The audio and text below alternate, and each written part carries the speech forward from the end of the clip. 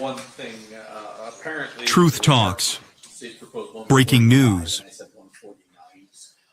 And so the clerk marked it as admitted 149 instead of admitted 145. So we just need to correct the record.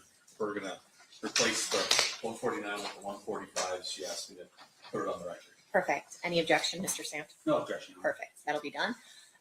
Was there anything that you needed to put on record regarding a statement not being introduced? I don't think we need to put it on the record, but Okay. we I mean, I know the court has ruled on it, but we made the determination not to offer it. Which statement is that, just so if we ever need an appellate record? Okay.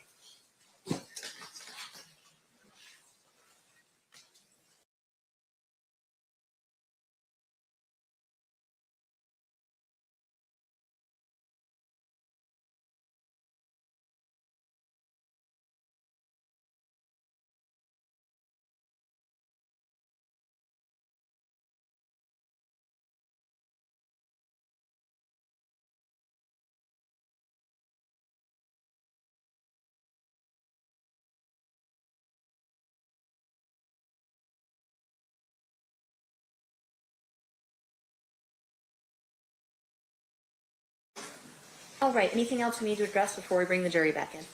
No, Your Honor. Okay, let's bring them in. Stand for the jury.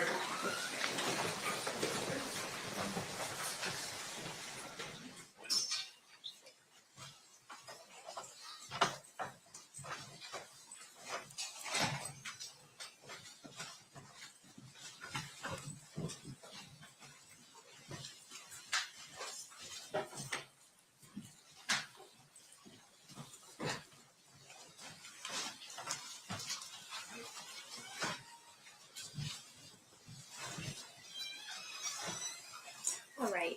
The party stipulates the presence of the jury. Yes, Your Honor. You may be seated. Welcome back, ladies and gentlemen. We are still in the state's case in chief. State, who's the next witness you will be calling at this time? Devontae Lee. Denbonte.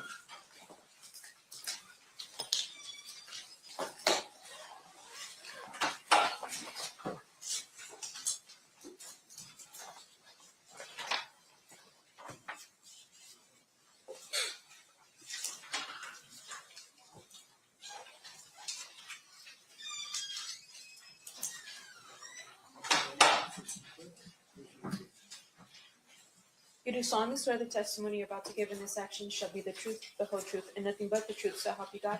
Yes, sir. You may be seated.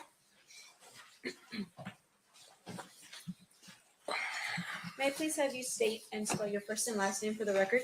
Devontae Lee, spelled D-E-N-V-O-N-T-A, last name Lee, L-E-E. Thanks, Mr. Lee, for being here. Mr. Duane, whenever you're ready, you may proceed. All right, thank you. Sir, you did not volunteer to be here, is that fair? No, I didn't. In fact, you are under a court order to be here Yes, through a subpoena. yes, In fact, you have expressed many times the fact that you do not want to participate in this. Yeah. But understanding that you're a court order, you don't have a choice whether or not to sit in that chair. Is that fair? yeah, that's fair. I want to ask you a little bit about the mid-1990s. Where were you living? So at the time, I think Hawthorne. Did you ever start spending time in Compton? Yes, And what was who were you spending time with? my homeboys and people around, you know, friends. At some point, were you spending time with a person you knew as Big Dre? Yes, Would you describe him as a friend? yeah, And then later on, did you start spending time with a person by the name of Orlando Anderson? yes, I did. Would you consider him a friend? Yes, As a result of your relationship with Orlando Anderson, did you start coming into contact with the Southside Compton Crips? oh, yes, I did. Can you tell us how that happened?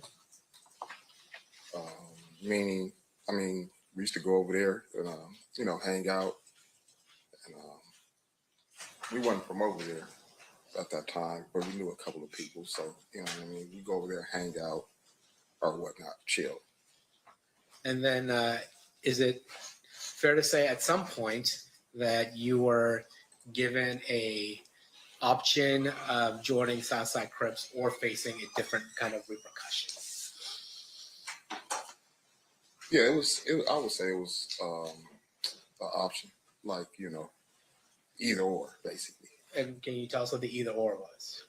Well, at the time, it was either we're going to join or we just can't come around no more. And did you ultimately join? Yeah, I did. And how does that work? How did you join? But you get put on, meaning have a fight or whatever, Now, things of that nature. is it always this fight? Is it always a one-on-one, or sometimes is it multiple people on one? Sometimes it's not one-on-one.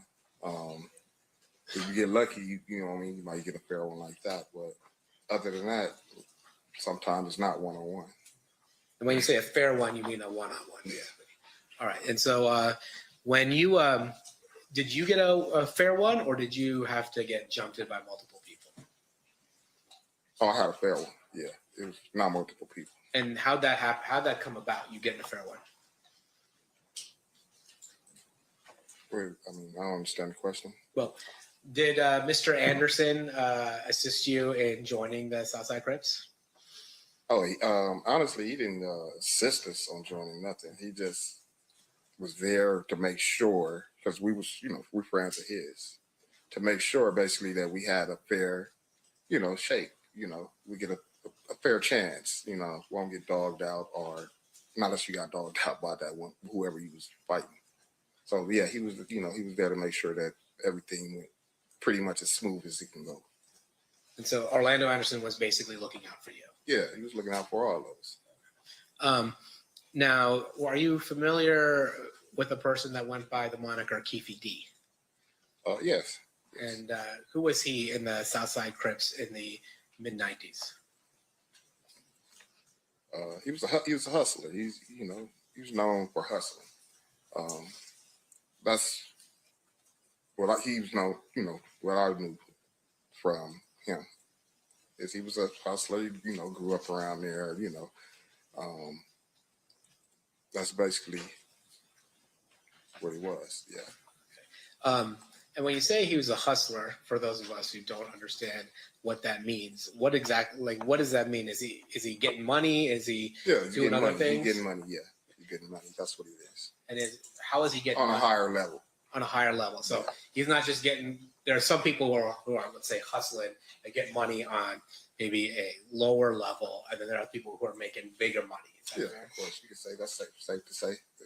He's on a bigger level. He was on a bigger level. And when we're talking about getting money, are we talking about through working a 9-to-5, or are we talking about narcotics? It was narcotics. All right, and then when you got initiated into the Southside Crips through a fair one. After that, would you hang around the Southside area a lot? Oh, yeah, of course. Yeah. And is it sometimes referred to as the neighborhood? You said it was The neighborhood is like yeah. I mean, that's where we're from. That's where we're going to be. And you had said we had talked about Orlando Anderson. Did he have any relation to the Keefe D? Did Orlando? Yeah. Yeah, that was his nephew. Okay. Orlando was Keefe's nephew. Okay. And being a Davis or being part of that family in Southside, was that a big deal?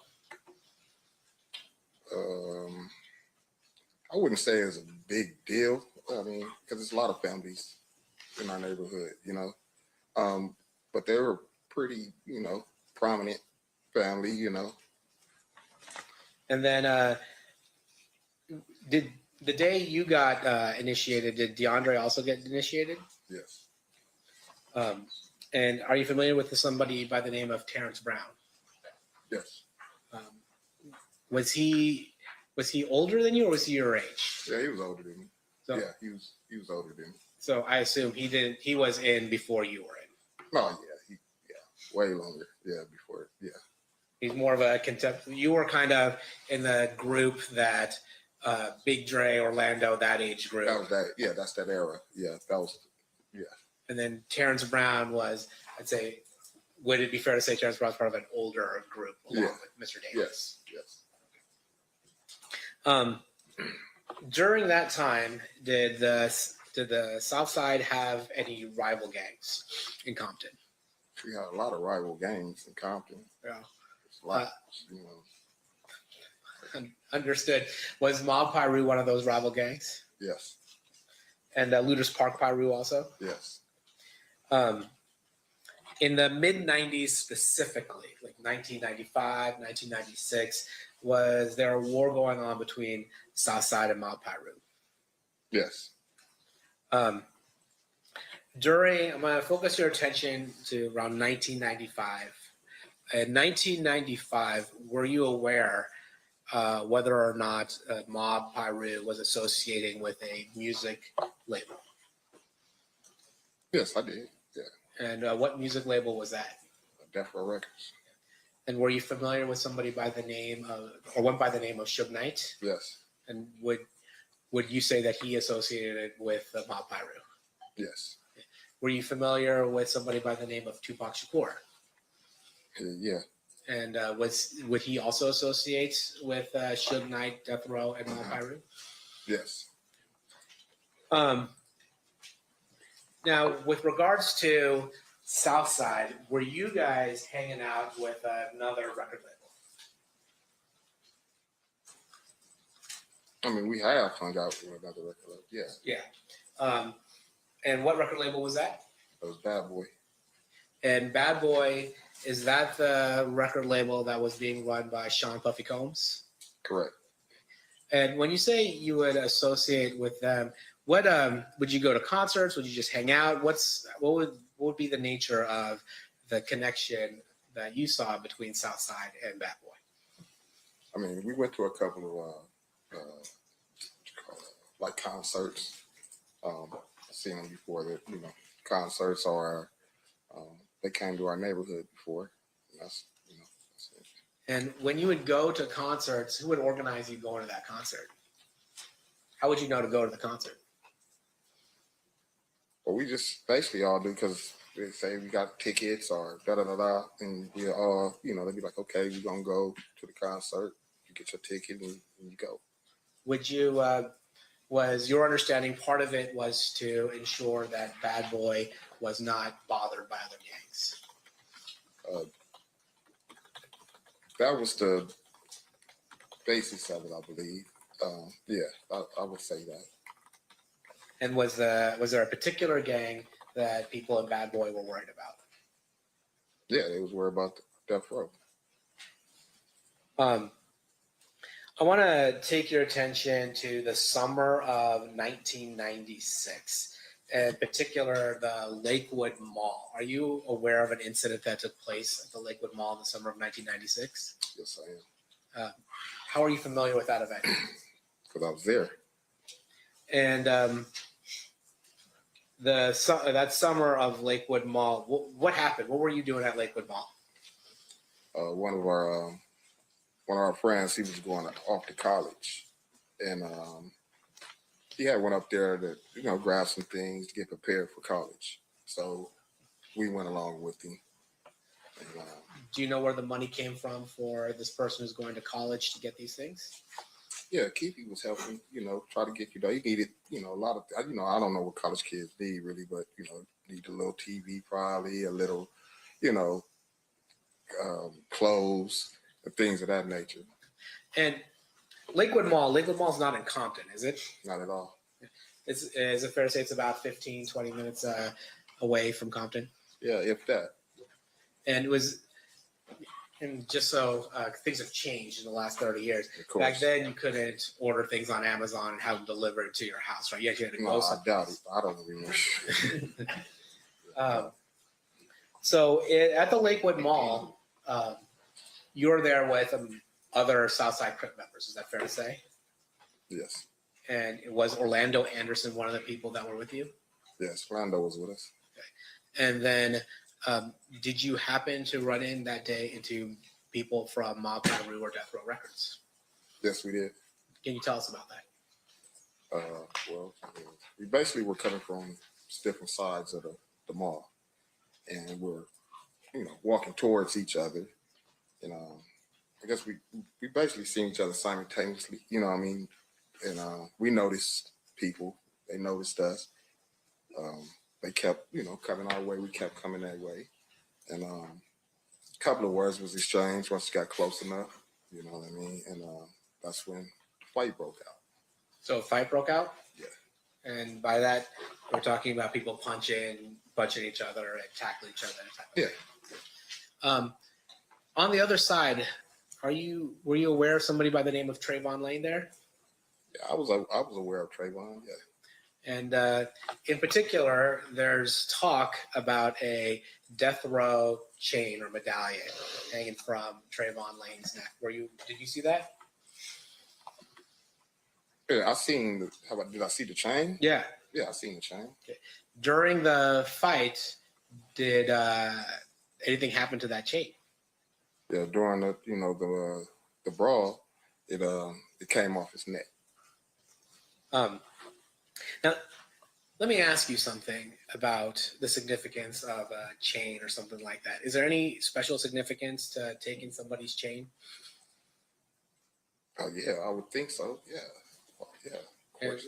Can you explain that?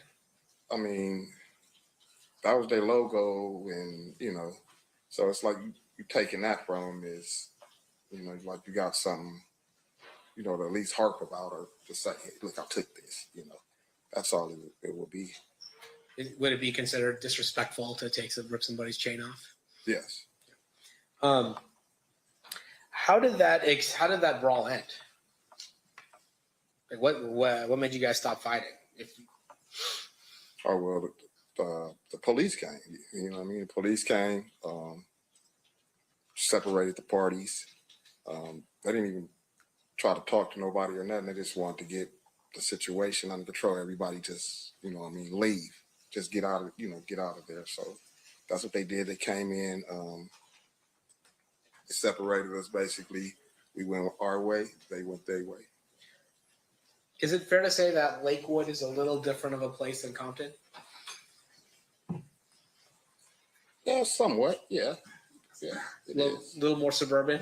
A little more. Yeah. Yeah. It is. And at that point, it sounds like that whoever the police was in Lakewood just was asking you guys to get out of there, right? Yeah, they just wanted to be, it's, in the mall. It's, families, kids, they just wanted to get it handled, situated, and get people out of there. Permission to approach, Your Honor? You may. I'll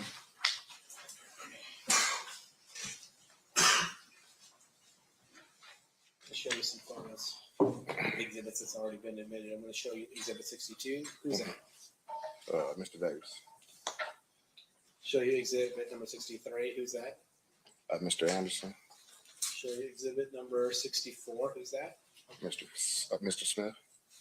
Let me show you Exhibit number 65. Who's that? Mr. Brown. Let me show you Exhibit number 60. Who's that? So that's Trayvon. Okay. And I'm going to show you Exhibit number 70. Do you recognize the people in here? The ones' faces that are blurred? Yeah, the people I know, Orlando, me, and Big Dre. And then, is this just a wider out version of that photo? Yeah, same thing, same deal. What I just told you, us three. Okay. And then I'm going to show you what's been already admitted, States 66. Do you recognize who's in that photo? Yeah, Orlando and Keefe.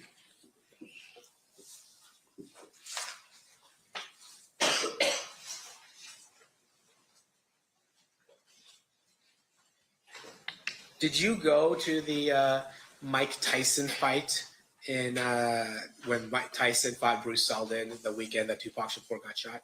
No, I didn't. How come? I was incarcerated. It's fair to say that that incarceration began in July 8th of 1996. Yeah, somewhere around there.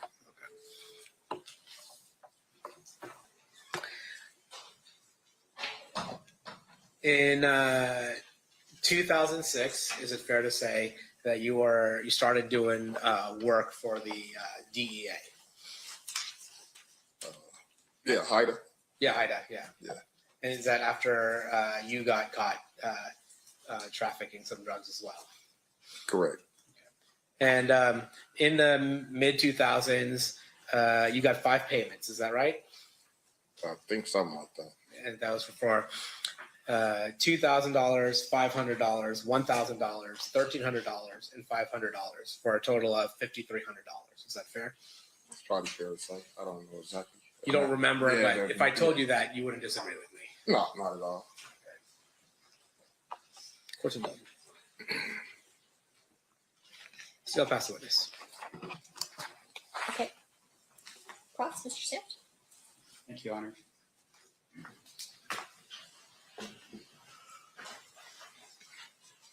Mr. Lee, your street moniker is Durlock. Correct. Okay. And how did you come with that moniker? How did that happen? It was given to me. And with regards to your testimony here today, you've told us a little bit about your work with HIDA. That's for drugs, correct? Yeah, correct. And while Drugs you're and other things. HIDA is a task force, so it's drugs and everything. It's ATF, DEA, all that. Right. Right. and with regards to your work with HIDA, of course, because it's about everything. Technically, if you saw other types of crimes being committed while you're working for HIDA, you would tell the HIDA people because it's part of a overall task force, right? No, I'm not necessarily. I'm tell them what they asked me about. You know what I mean? I'm not gonna tell them nothing outside of the realm of what they're seeking or looking for. Right. And fair to say, though, with regards to what they were seeking and looking for, at some point they were targeting Mr. Davis as a drug dealer, right? Yeah. And so you were helping them with that information that they needed, right? And that information came in early of 2008, meaning that you were helping them in April and May and that kind of thing. I'm not sure the dates, but eventually was, helping them. Yeah, Okay. I don't remember the dates. Your Honor, would a review of a report from the DOJ with regard to your participation help refresh your recollection? It might, yeah, sure. Yeah. Yeah, You may okay. finish.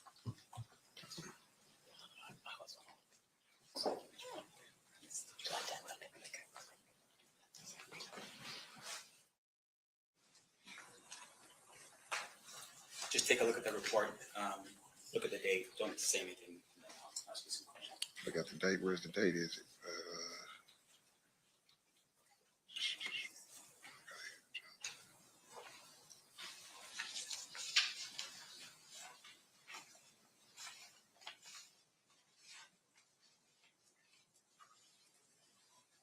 Okay, I recall. Yeah. Okay. And with regard to this document I gave you, it looks like the date that I've shown you is a date for July 10th, 2008. Is that right? Yes, that's the date that's on there. Okay. And fair to say for the jury, once again, you're working with the HIDA team, and that's even prior to July of 2008, you were working with the HIDA team. Fair? You said prior to July of 2008. 2008. Yes. I was working with HIDA. I only worked with HIDA one time, so I don't know what you're trying to insinuate. Like, All right. And I want to make sure that the jury, that we're clear for the jury. I So understand. I'm showing that document. Would a review of another document help you refresh your recollection as to how many times you worked with HIDA? it might. Let me see.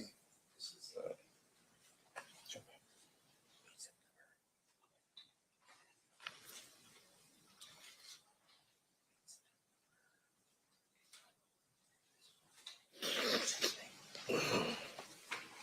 yeah, for sure.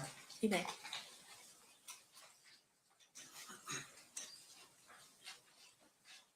Sorry.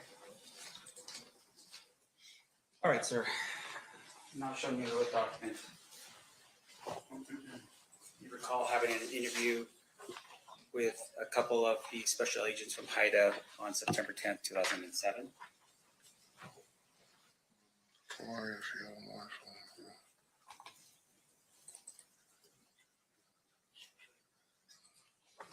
Yes, I recall. All right. And then also, once again, just for the jury's edification, showing you a document here.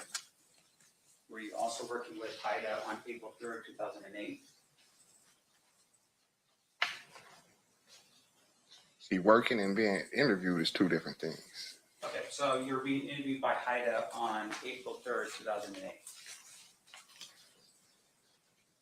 Yeah, that's what it says. And you were given information with regards to Mr. Davis on April 3rd, 2008, right? I didn't get no information about Mr. Davis. I didn't even know at the time what, you know what I mean? I was there on what I was there for. Once again, this is about drugs. I'm talking about drugs. So with I am regards too. to, regarding 2008, April 3rd, were you there to speak to HIDA agents about drugs?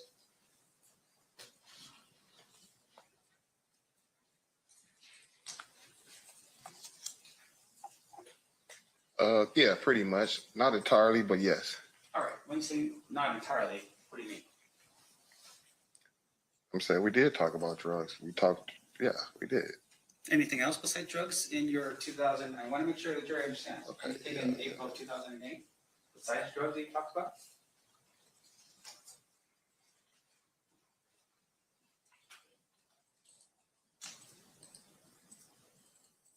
No, that's it. That's all we talked about. All right, thank you, sir. Now, in your time that you spent with HIDA, you had shared some information with regards to what we now call the Lakewood incident. Remember, we just talked about this a second ago? Yeah. All right, can you tell the ladies and gentlemen of the jury when the Lakewood incident occurred? It was in 96. I want to say July. That's what I want to, yeah, that's July. I feel it's July of 1996. Can you help us as to how you know it was in July? Yeah, because it was the summer. It was in the summer. And he was getting ready to go to school. So I know he had to be there that summer, you know, start up his training and stuff for football. Okay, so if somebody else, an FBI agent came in here and told us that it was a couple weeks before the fight in Las Vegas, would he be mistaken? You said who came in and said what?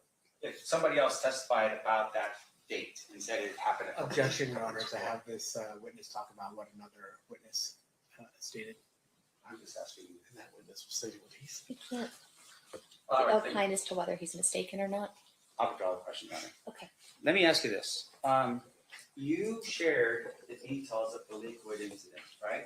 You told people about, you described it, fair? Describe it to who?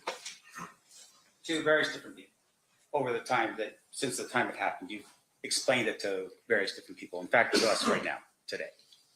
Yeah, so I mean, I did because I'm doing it to y'all right now. So yeah. Right. And so with regards to your description, can you tell us, describe for us what happened during the Lakewood Mall incident? Same thing I just told. We got to fight. And Now, isn't it fair though that at some point in the future, and I want to make sure I'm clear as to the date, you had an interview with a Detective Mogg from Metro? oh yeah, I did. Okay, and you recall that that interview was actually on July 11th, 2023 in Las Vegas? Yeah, about that. Yeah. Right. And would looking over a transcript of your interview with Detective Mogg help refresh your recollection as to what you told him on that day? Well, I couldn't tell him too much more different than what I already said. So yeah, come on with it. Right. All right.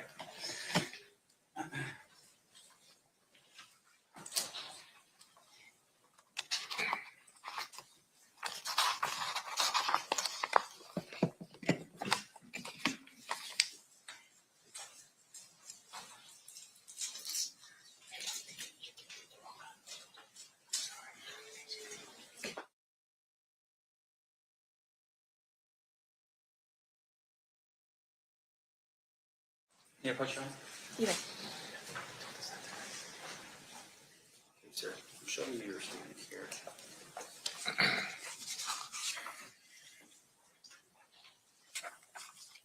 And I want you to read The highlighted. the question. Yeah.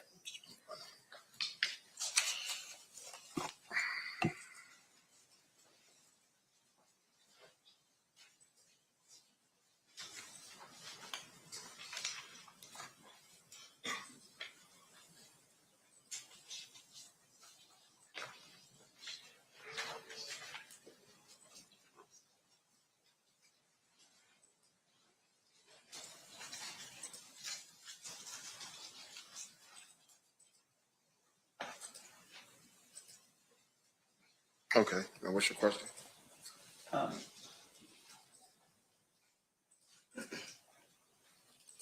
Now, with regard to what you reviewed, clear to say that you told Detective Mock a more specific sort of thing that happened at the Lakewood Mall, right? Yeah, I would say. Yeah.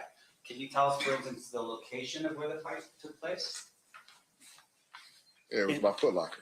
By the Foot Locker. Yeah. In fact, you had made mention that the fight at the Foot Locker was so bad that they had to remodel it after the thing had gone down at the Lakewood Mall. Fair? Yeah, it's turned into the World Foot Locker. Right. You described it as mayhem that was occurring in that Foot Locker. Yeah. Okay.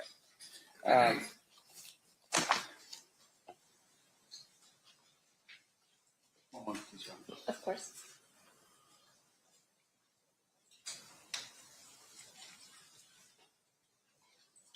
Your Honor, I have no further. Actually, I do. Sorry, let me back up. Nope, that's it. I have no further questions of this witness. Any further questions, Mr. Phil? Of course not. Shake it.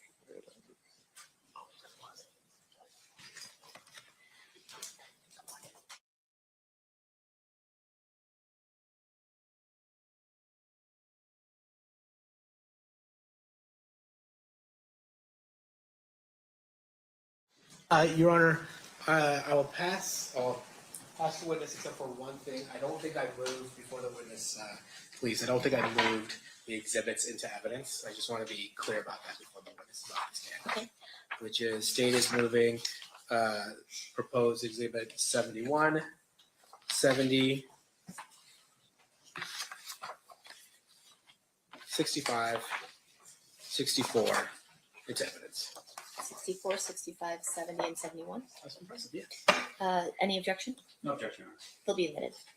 Thank you. Then with that, no further questions. All right, one final thing, Mr. Lee. Anybody from, any members of the jury have any questions for this witness? Okay, got it. Can I have the parties approach?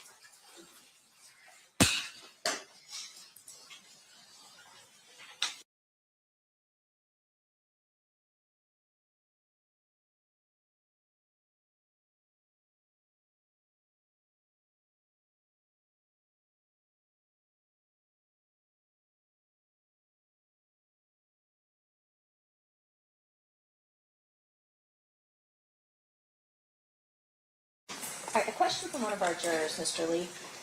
What did you receive multiple payments for if you gave information to HIDA once? Well, it was during, the course of the investigation and things like that. That's what it was for.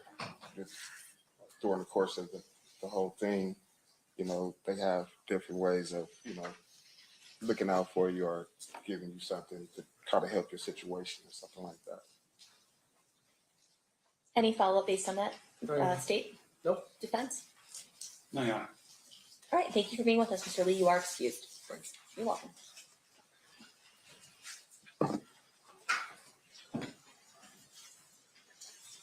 Who's your next witness, state?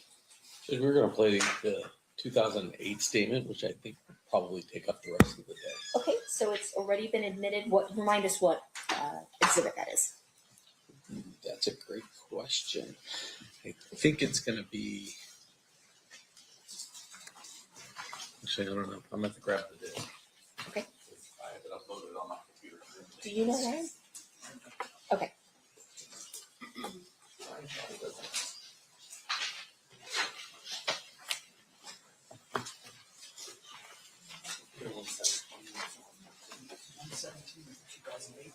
Yep. All right. So you can proceed with playing exhibit 117 then. Thank you.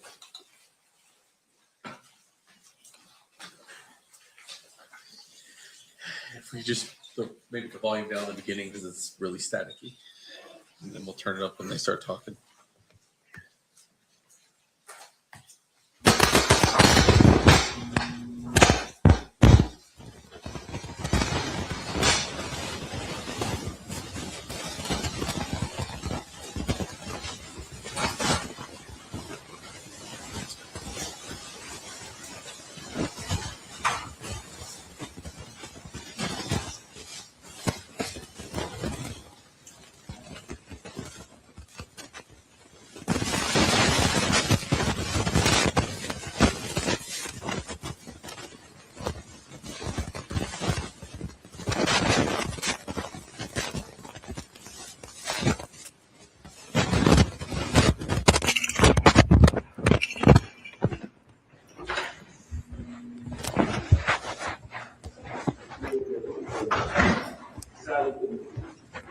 What's she calling?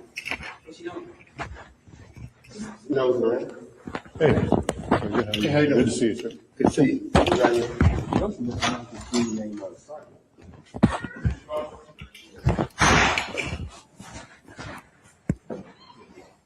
Mr. Higgins is here now.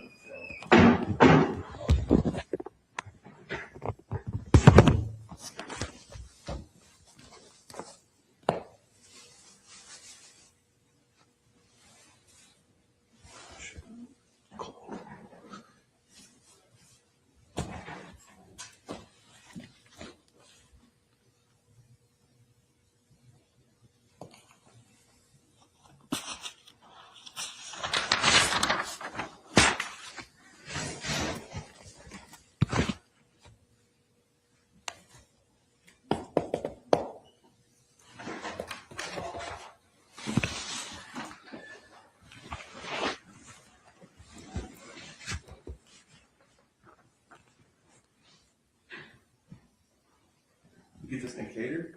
Yeah, I think we'd be here for a while.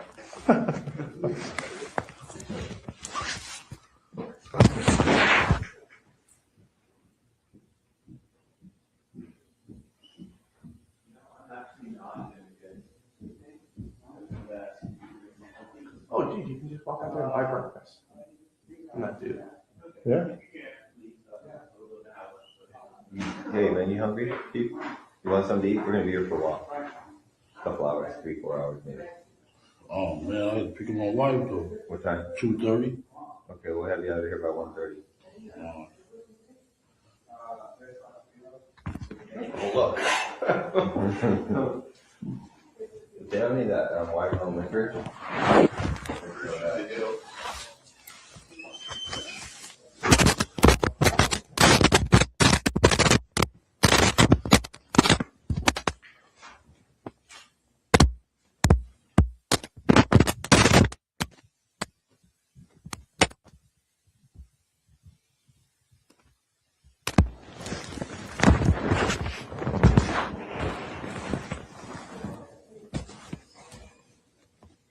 I ain't seen no school down game either.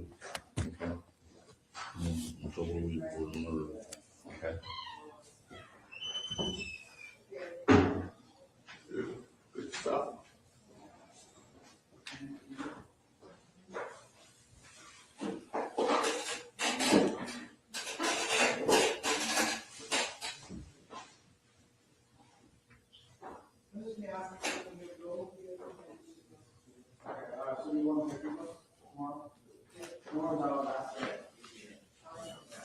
Who is this guy again? Fufula? He was the guy, he was a witness that got shot and killed after the incident. And before he really had a ability to make any statements.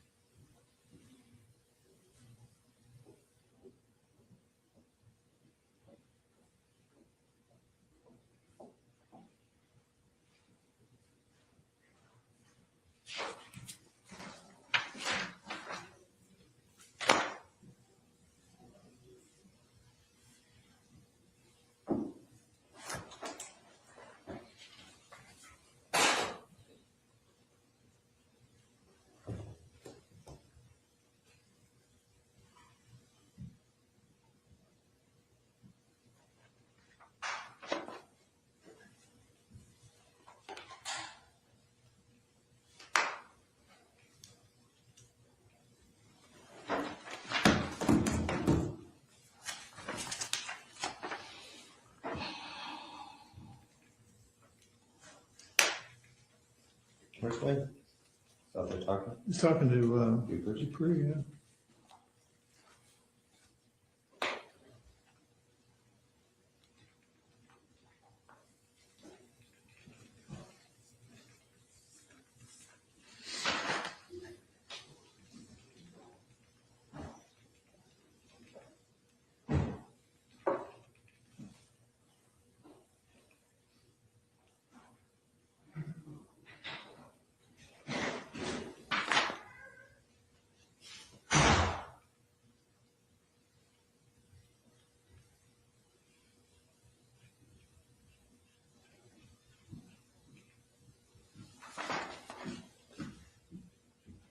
never said I seen Reggie Wright up there neither. Okay.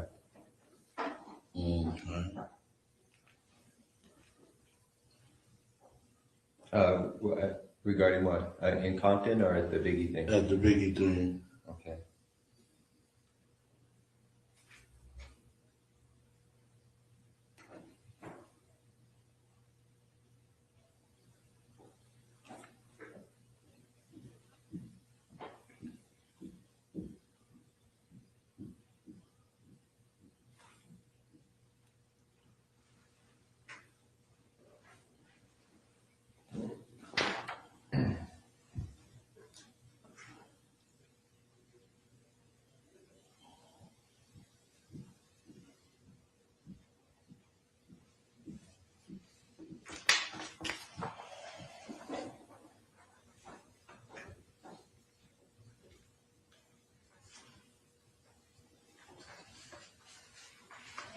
A 2 quadruple murder, homicide in Compton.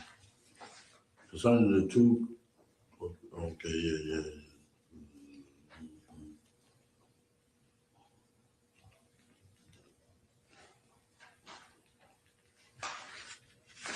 A lot of shooting in Compton after that TUPAC thing.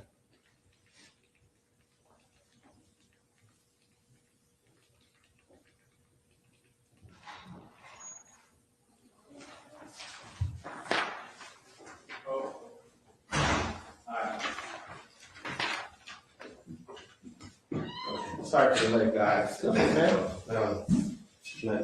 know how it is. It's so difficult out here to make a living. Trying to hustle? Oh, I'm trying, man, but nobody wants to buy anything from me. No, I'm just kidding. Wayne, Yes, sir. keeps going over his original statements that he gave after his Oh, okay. arrest back in 90, whatever. Are you hiding the donuts and coffee and all that?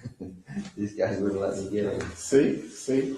I know how y'all is. See, I'm trying to help you out, man. I'm looking after your heart. true. See a fat boy here, you guys are like, man, we got food and make it come to me. Okay. Oh, God.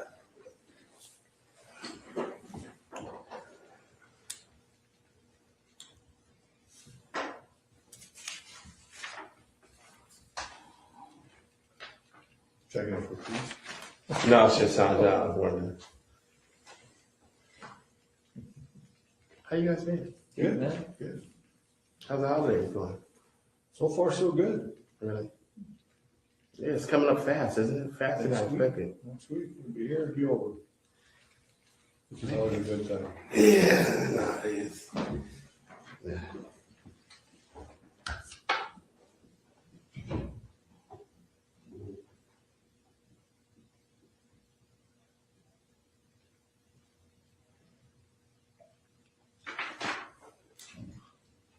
Is my secretary here?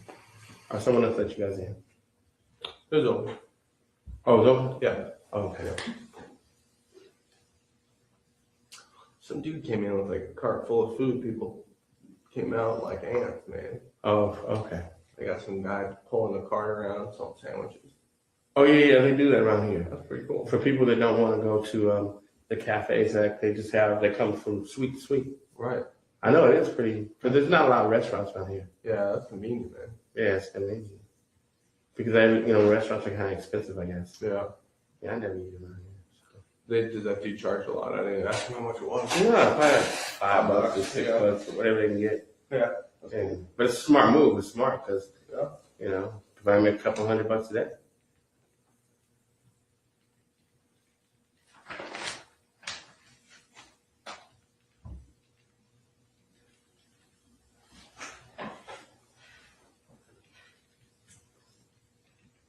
See you in a while, man. Holiday, Yeah.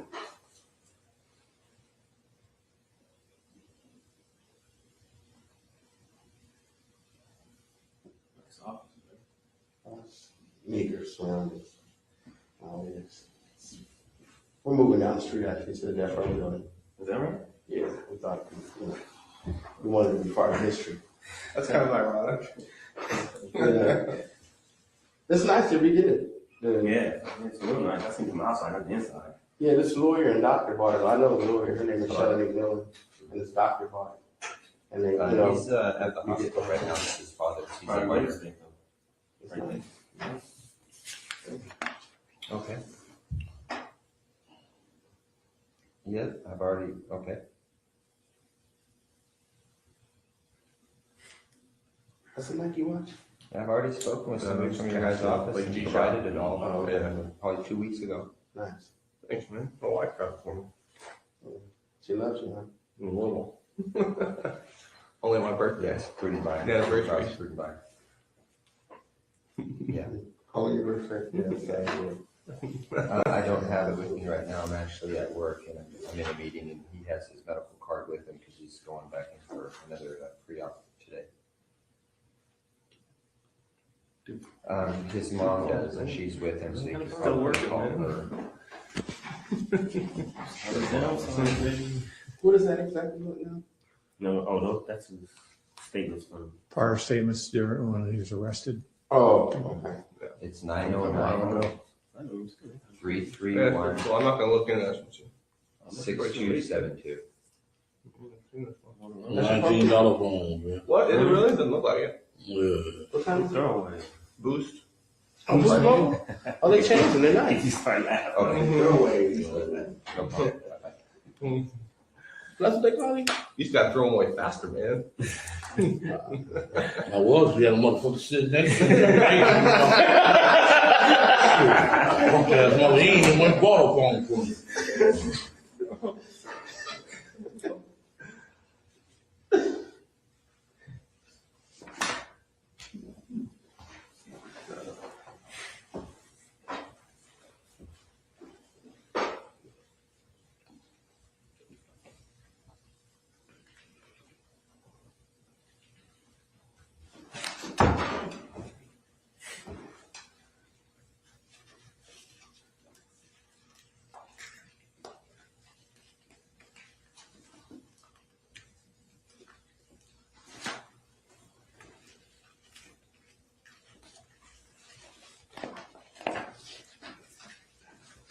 I like the way that Vegas does their reports. Almost like a federal report. Mm-hmm.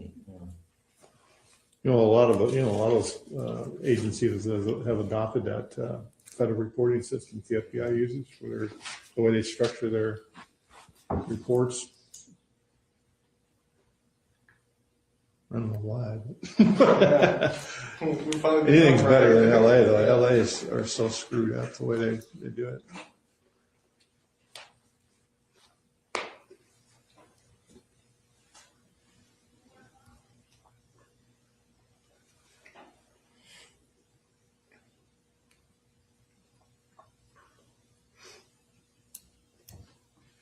Hey, Greg, can I have a piece of scratch here?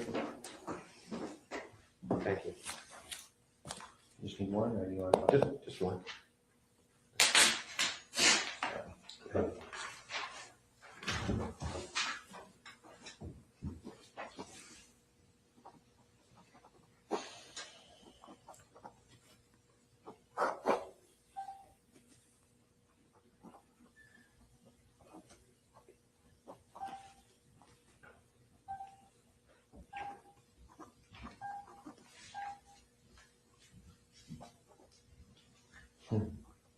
And we got accused of doing this one too. So the anonymous caller said not be the LAPD working security killed Tupac.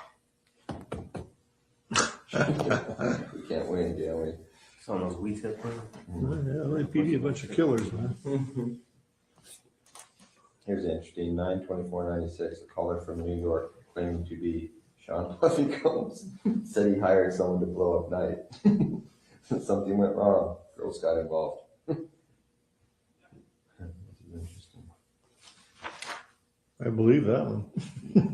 Are you gonna call in on himself? Yeah, no, but somebody, No, is this saying somebody just calling in. he called? Yeah. Well, he had to put some credibility to it, yeah.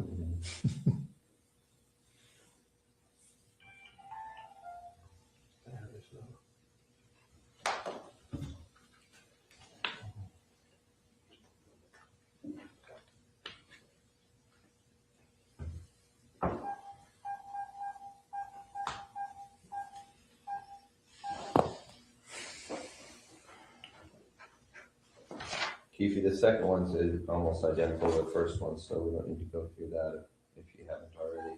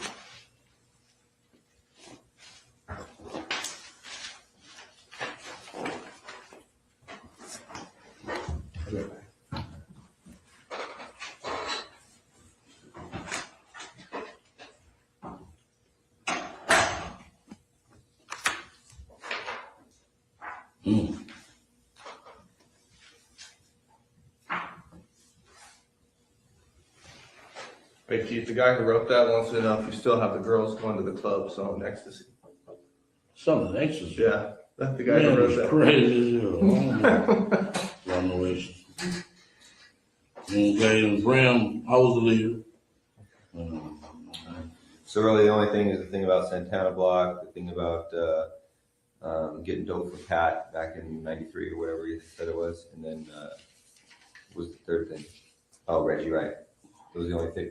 Those are the only three things. Yeah. Well, what about that whole bullshit about TUPAC?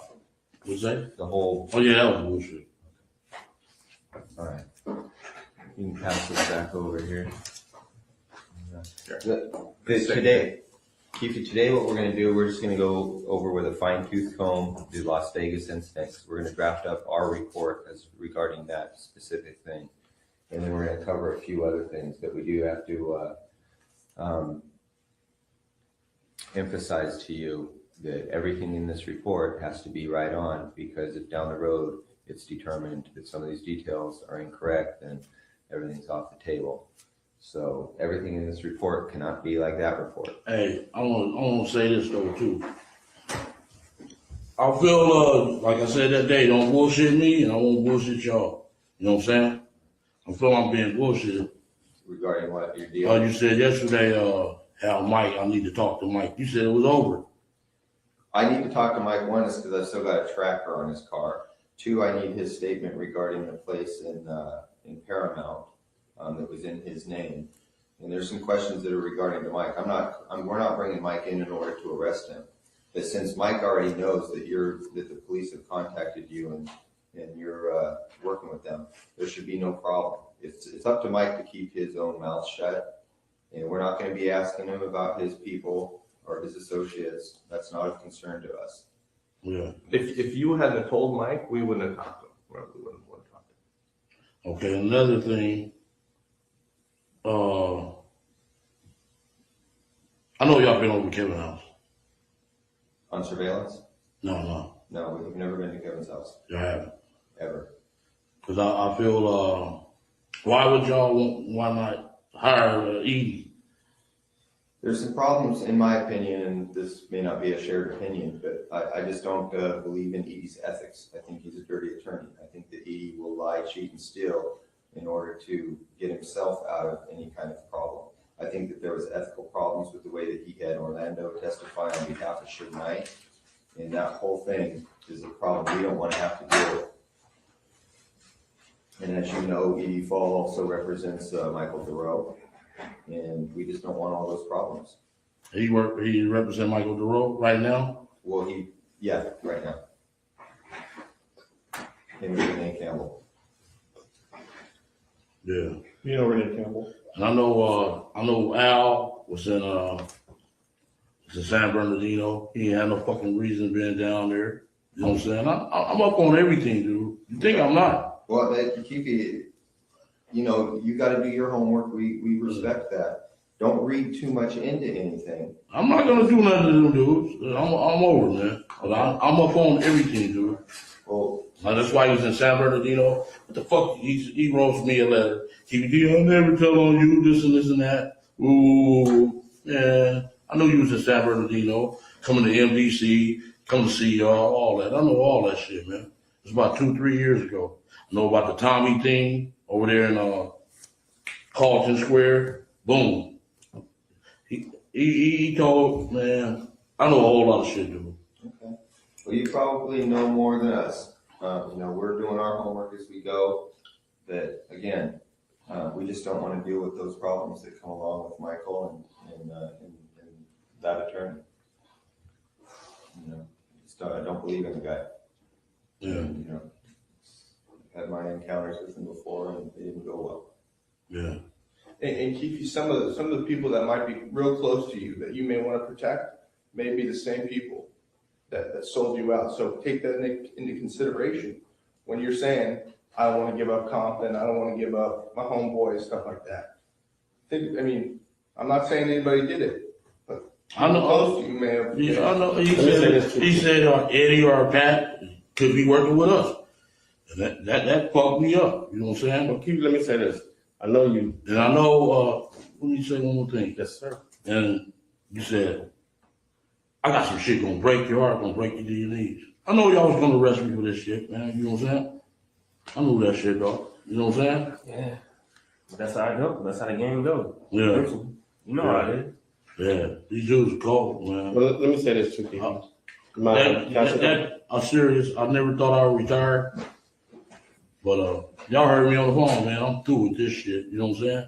Too many dirty motherfuckers, low down, cross artists, everything. But they don't know I'm putting the double cross down. Fuck it. I'm with y'all. Okay, now, what you, let me say something. Yeah. You know, I know you have used Edie and you feel comfortable with Edie, but I want you to say this, and I know you've sent him a lot of business stuff, but I would think you would think at this point that maybe you shouldn't think that way because you wouldn't be here, because a lot of people that he dealt with may have participated in getting your ass here. I know. So I think you might want to look at it a little differently. Yeah. You gotta look at the whole picture. And I think It's you're a starting to big do picture. that. And when with Snoop Dogg uncle, you know what I'm saying? Then at the airport with the fuck ass plane tickets, y'all can't got him out. And his wife even put him on blast. I don't know how you got out. All the people, all the speculation, just hold on to I'm just leave it alone, yeah. I'm gonna leave that shit alone. Cause that make me mad, all that shit. That's why I smoke weed. Cause I'm a dangerous motherfucker without smoking weed, dude. I get mad at easy, you know what I'm saying? We know you, man. We know what you can't do. That's how Greg is without coffee. Yeah. Y'all be sitting there, keep me calm, keep me from hurting people, man. You don't want to do that. You know what, man? Just like you out the game, leave all that behind. Yeah. Stop. My advice to you is just stop thinking about who did what, and just think they all did it. Yeah. And then just trust the person that's sleeping in your bed with you, your wife. Other than that, just shut it down. You Let's messing go up. forward. No, and your lawyer. Or your lawyer. Yeah. I'm trying to. I understand. This is a dirty war. And let's let this Greg has some other stuff he wants to talk about. Okay, good. Yeah, what this ultimately comes down to is how valuable your life is, your family. And when I say your family, I don't mean your extended family. I mean your brothers, your sisters, your wife, and your kids. That's it. Anything beyond that, as far as we're concerned, is fair game. I thought Speedy. Kevin will work out his own deals. Speedy ain't got a lot on the table. I don't think that's going to be a problem. And you know, we'll throw that one in if that's what's important to you. We'll throw that one in. But besides that, man, everything else is fair game for us. I just want to say this, and me and Keefe had that conversation. I tried to explain to Keefe. You know, some people out there that you may have love for, but you can't control that their stuff is way out. That's not within your zone, you know what I'm saying? So you have to understand that. You know, all of some of the bitches did me dirty, you know. They're not, you know, they're out of the zone. So a majority of them, you know what I'm saying? Again, don't think beyond your family. Don't Yeah. be concerned with anything beyond your family. Right. Kevin will come in, he'll work his own deal out. He's got to do that. You know, he's got a lot of liability out there in Richmond. And so your brother's gonna have to come in and work his own details out, which I'm sure he'll do because he doesn't want his own family disrupted. And he can help himself, but if you can't control him, you know, that's his situation. He created. You don't have nothing to do with you. Mm-hmm. Yeah, ooh. They ain't like the old school dudes, man. You know what I'm saying? They ain't like the 80s and the early 90s dudes. These new wave, MySpace gangbangers. I know what's up, man. I'm through with this shit. I'm through with that neighborhood, all that. You know what I'm saying? Through with that shit, man. Well, that's what Corona way lovelier than Compton. I can get my head blowed off. You know what I'm saying? Paying $300,000-$400,000 for a house. You walk out the street and get your head blowed off. Yeah. That's crazy. Yeah. All right, I'm ready. Okay, so again, this today's report that's gonna get generated is specifically on TUPAC Las Vegas incident. And we'll get you a copy of that report and have you make sure everything's solid before it's you know. All right, man, but I feel I can still go to jail with that, man. Because this is federal, and that's What is said right here cannot be used against you, Keefe. Nothing you say today can be used against you. So yeah, nobody's trying to. I was just waiting on the news camera to be at my house, man. You know what I'm You're saying? just nervous. That's all. You gotta trust us too. You're just nervous. If something like when I seen you yesterday, I didn't know whether to phone out or not. if something like that was to What happen, was you doing yesterday? At my house, man. Yeah. So we would have to just knock on his door and make sure. Oh yeah, my phone was off. I didn't know whether to phone. I said, man, they That's why he here. sent me, man. He was trying to send somebody to knock on your door. It looked like, you know, spam or something. Yeah. And he said, man, you looking raggedy. Motherfucker, you just scared the living shit out. Donuts all over you. Yeah. That spook, I swear, I had a dream that the cameras was there. Here go our man, bam. that ain't Just gonna give happen. us a number. That ain't gonna happen. We told you that nothing leaves this room, and that's the way it is. We wouldn't do that. Yeah. Then my sister, you a punk motherfucker. You know what I'm saying? Why? Huh? Is that in your dream? No, Lando mama, man, is crazy as hell, man. Why? What's she She know about this?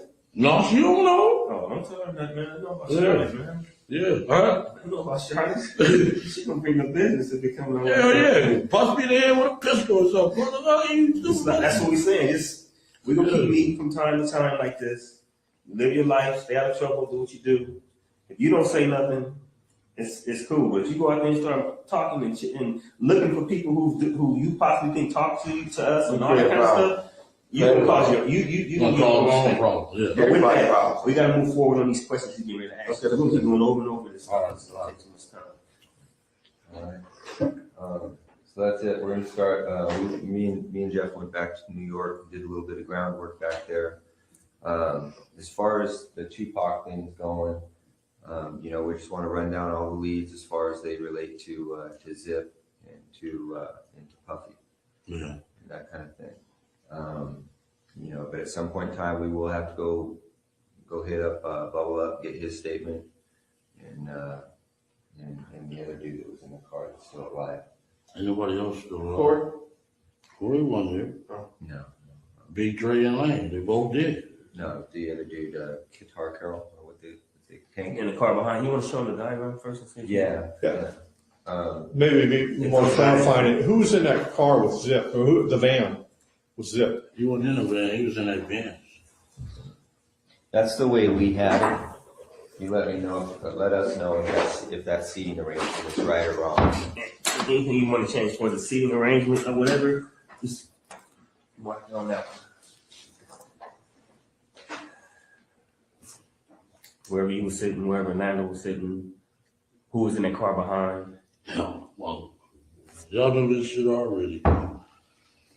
But the seating arrangement might be, because were you driving? What? Were you driving in the first car? Because see that line says you're driving, okay.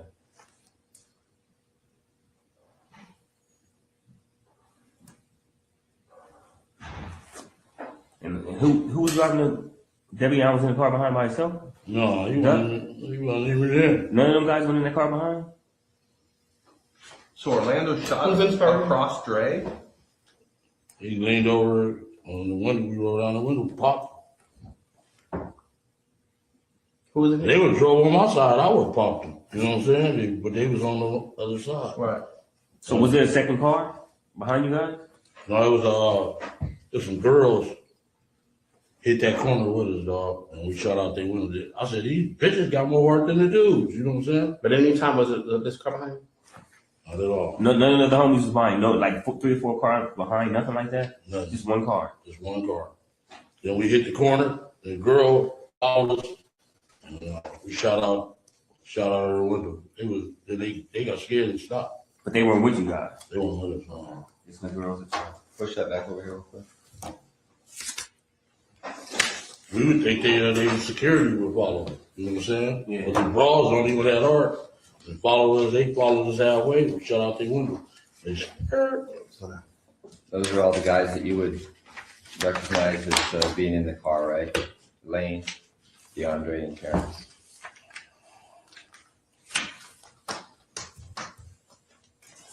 Yeah. Okay. T-Brown. Yeah.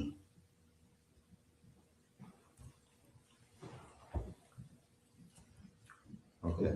So Orlando would have had the lean over the top of Dre, right? Yeah. Okay. He did. Okay. All right. Well, that's what all the witnesses said too from the back. Yeah. I mean, Okay. That was a heartbreaker. Oh, man. Okay. All right. So leading up to that, do you know who Trayvon Lane is? Yeah, I know who he is. Okay. So do you see Trayvon there at the just before the MGM at all?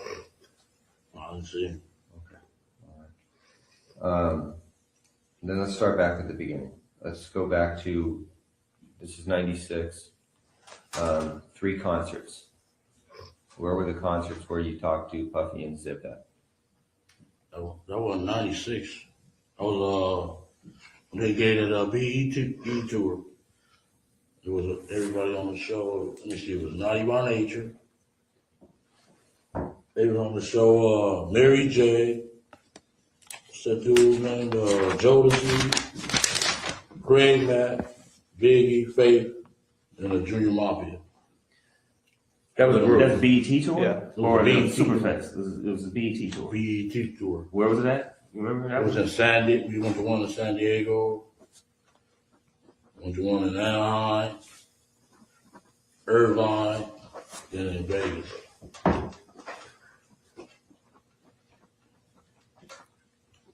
You know, all 4 of those locations, San Diego, Anaheim, Irvine, and Vegas, that was all the same tour. It was all BET tour with those acts. Except the Irvine. The Irvine was a summer jam. Okay, can you hit those acts again? Naughty by Nature, Biggie, Faith, Jodeci, And Mafia. Junior Junior Mafia. Mafia and Biggie. The Faith Evans, right? Yeah. Okay. All right. So all the acts on there were from Bad Boy, basically. Mostly, yeah. Oh, And no, he had managed Jodeci. Jodeci and Mary J during the time. So it's pretty much a Bad Boy Puffy Yeah. tour. Are you gonna be able to track down those dates, Darren? Yeah, I can look it up. Okay. What that? Yeah. All right. Now, on all 4 of those occasions, there's San Diego, Anaheim, Irvine, and Vegas. Which ones do you actually talk to Puffy at? Every one. Every one of them. Yeah.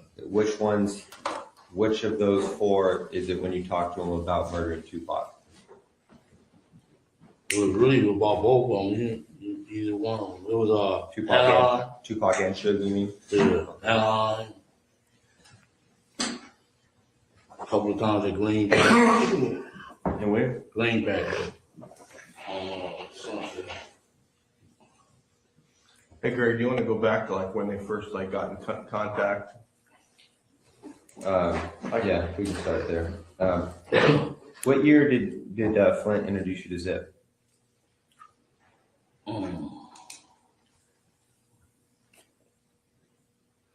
It's like maybe like 91, 92. Oh, way back then. Yeah.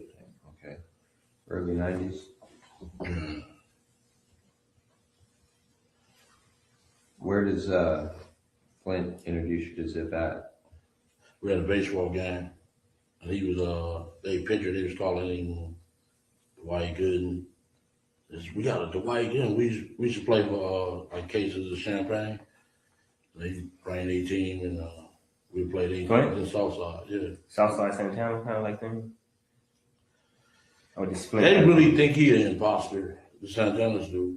You know what I'm saying? Cause he just like really, they charge him. You know what I'm saying? He wanted to join their gang. They was the baddest gang back then. But they don't really recognize them. They be on their ass, asking them for money and everything. But it was Santana's baseball team. No, Playing it was Southside. some LA dudes. It was Kelly, Keyshawn Johnson, a few more dudes. So is it like a high school field? Like a local? No, field? not far. South Park. So, okay.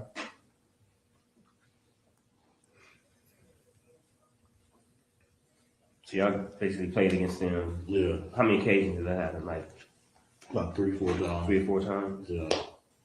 All in one summer? Or was it over a period like a couple years or just all in one summer? Maybe like a year. Can we step up for a second?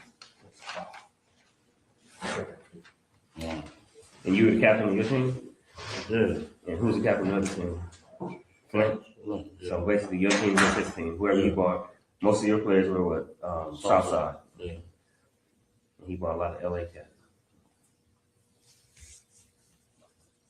We had a little barbecue and we kicked it up. When we lost the game, we paid them the bottles. Went to the store and paid them the bottles. So you played for what, Cristal or for Champagne? Yeah. Dawn, Cristal, yeah. Okay, so that's early 90s. Flint's was busy doing PCP even back then?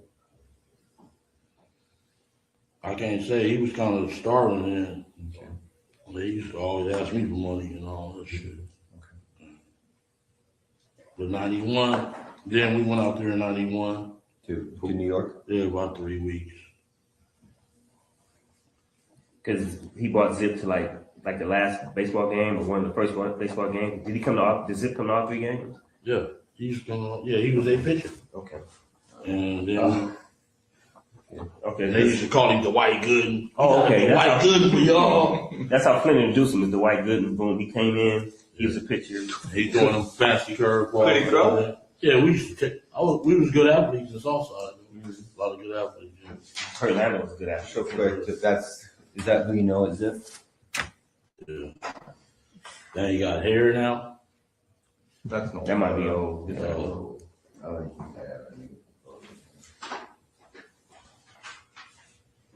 So when you went out there in New York, where'd you guys stay then? Who you stay with? We stayed at different. We stayed at what was that in the Bronx? At what was that? Best Western in the Bronx. I don't mean to take over the interview, Then we stayed at his house a couple of times. You know, during that period of time. At Zip's house? Yeah, his little apartment. It was in Jersey City.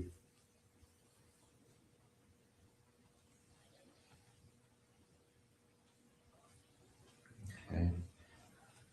When you're out in New York, is that when you meet Puff out there? Not doing that. I met him. He gave a party at some little club down in Santa Monica. Paradise. Are you 24? Was Paradise 24 used to be? Yeah, it was Paradise. Yeah, on Santa Monica, Rudolph Highland. Yeah, that's where I first met you. That's okay, Keefe. We're gonna try to keep this in order, so we'll get to that part. Okay. So now you're in New York with Zip and Flint, and what's happening in New York while you guys out there? I had brought some birds out there. Okay. They kind of like ran the sham. You know, I guess he gave Fast the money. A couple of days later, he jump in the cab and leave. Okay. So I'm still out there like 3 weeks trying to get my fucking money. You know what I'm saying? Flint fucked you over? That's what it looked like. You know what I'm saying? So what's the name gave me the rest of the cash and said I gave Flint the money. How many birds did you have in particular? 3. Just 3 birds? Okay.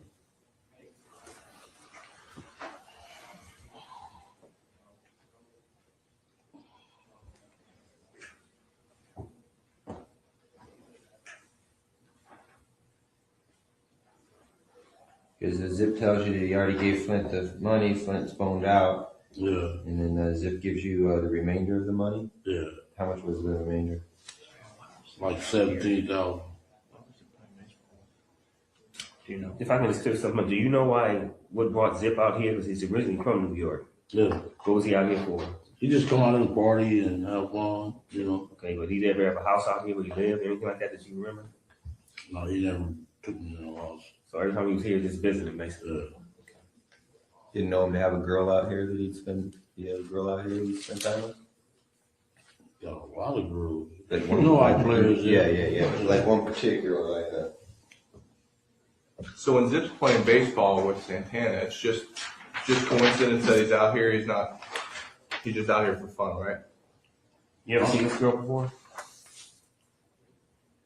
Maybe Zip. Tony, I mean. Maybe Tony. They call him Tony. So I never seen her. Never? No, yes. So he didn't have no main girls, just a bunch of girls he was flipping or whatever. Y'all just player with each other. All right, so you're out there, you're doing some dope with Zip, and then what happens next in your guys' relationship? You come back to Compton, you're running your game out here, and how you just continue to have an ongoing relationship with Zip, or do you always have to go through Flint? Shit, they fuck me. You think I'm gonna fuck them up? I had 300-400 birds. I'm balling. Fuck them. You know what I'm saying? So you never got paid for the free bird? After you got, when did you get paid for the? They gave me the 17,000, and he said, "Pat, stand the rest of the money." So I just, okay, fuck it. When he come around, So you just ate it. You didn't even get that money, never. yeah, just fuck it. Then he come by 2:10 sometime. He had to be all COD from then on. Them old front seats and all that. So he used to get Flint used to get a lot of this stuff from you. No, he's talking about Zip. Flint used to come. Flint, After he did that, Right. COD, but now on. But you just let that first one go. He was balling back there. That was, yeah. You That's teach just a yourself, fool. That's just a You on cost of doing yourself. business, huh? Yeah, you on yourself. That's all I take it. So he would keep Flint would keep coming to you, but he'd be COD, cash on delivery, buying birds over the years. He went to jail. Maybe we did about 2 or 3 transactions. He went to jail after that. And I was asking why the fuck you would go out to Miami and you know I got the shit here. That's what you get. Because that's what he's doing, going to Miami getting some stuff, and he got popped. That's where he got popped. Yeah. But when you brought the stuff back to New York that first time, who was that stuff for? Was it? It was for Zip. Yeah. But Flint brokered it. He kind of like was the middleman. Yeah. Do you after you start, you have your little deals with Flint? Do you end up you start doing anything with Zip, like directly with Zip, back and forth to New York? When he went to jail, Flint did. yeah, he called, say Zip snitching. So I was like, Zip snitching. And he like, yeah, man. I said, well, why the fuck your nephew was with him every day? You know what I'm saying? That don't sound good. Maybe he trying to keep me away from him. And that's what that's what Zip came and said, man, he just trying to keep us away, man. We can get money. You said his nephew was with him all the time? Little D and Derek. Derek and Daryl, Yeah. little brother, Wanamaker brothers. Because what they hung out with Zip a lot. Yeah, he was hanging out with Zip. When Flint was in jail, Yeah. he was making money with him, or he was just hanging with him for the bras, for the girls and stuff. You know, I really wasn't getting their business. I just handled my business, man. You know. But they was with the girls, they do the cars, all that shit. All right, so time goes on. This is through the early 90s. Flint gets popped in Miami. And then anything else significant regarding Zip and Flint? You guys just all got your drug games going on. No talk or issues with any of the, no talk or issues with anything about TUPAC at those early stages? No. He was still with them Digital Underground or somebody, them other people. So he hadn't returned death row yet. But when Flint and Zip fell out, there wasn't no beef. Just word, he snitching, and they That's what he said. That was bullshit so we could stay away from each other. So that was it. Yeah, that's why I said, why your nephew still hanging with you? Okay. If he's snitching, that don't look good, you know? So then you hook back up with Zip? Cause you know it was bullshit? And I did that water deal with him, with, Pat Bernard, it's in the paperwork already. Okay, so you do the water deal. Was that pretty accurate what you said regarding the water deal that Yeah, Pat you Bernard. guys fucked Patrick over? Patrick Bernard? Yeah. Did we fuck him? I didn't say we fucked him over. No, he did. I think he got his money. Okay. He did? Okay, he probably didn't. 15 years ago. You know, the deals that went down between them, you know?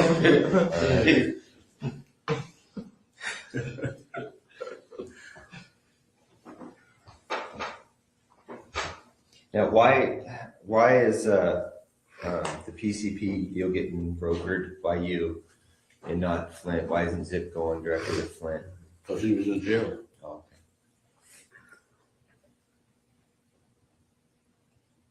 So you became closer with Zip while Flint was in jail. You started doing business with him. Then we started hanging out. When he come to LA, he'd come and hang out with me.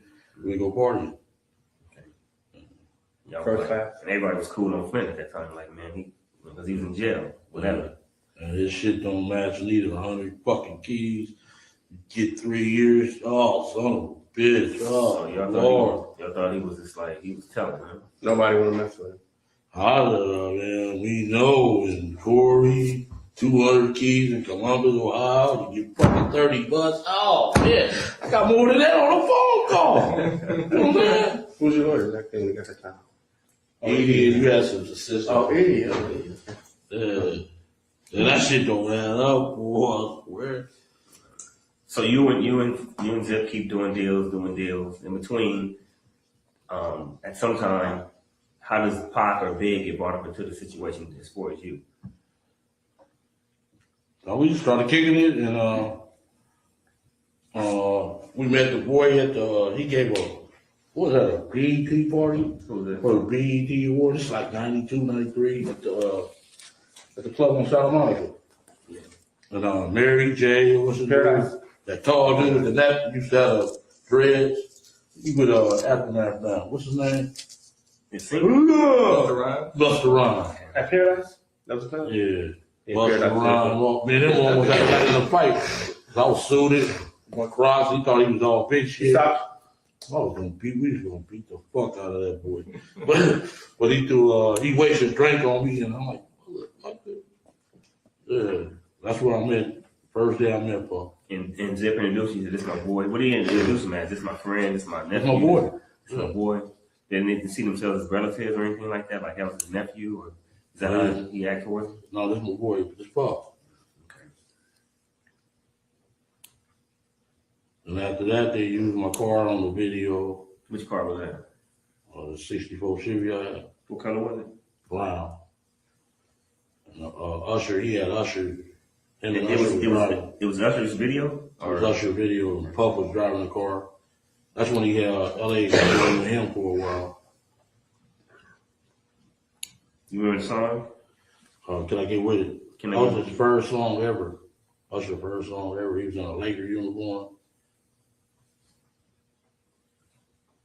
And he had the little kid dancing on my car when he got back. It was fucked up.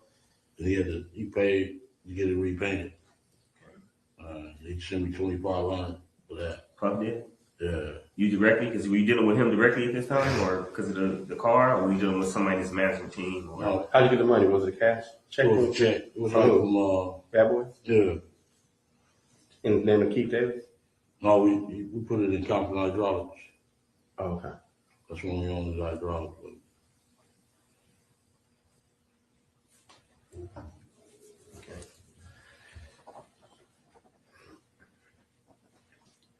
I'm sorry, what's the cat's name again? The video dude? Usher. Okay. Can I Get With It? That was 92? What year was that, Ken? It was like 92. He first 92, 93 years. He was like 16, 15 years old. 14, yeah. He was a little kid. Mama, can I buy the car? Yeah. And then after that, was a relationship right with you and Zip? Yeah, we used to go clubs, go to the club, you know, drink, pop the bottles, all the bitches come. Yeah. Good style, right? Yeah. How often would he come out here? Zip? Shit, like once a month. Did Puffy have a place out here? Didn't he have a place out here? Where he stayed at? House? Back then, no, he didn't.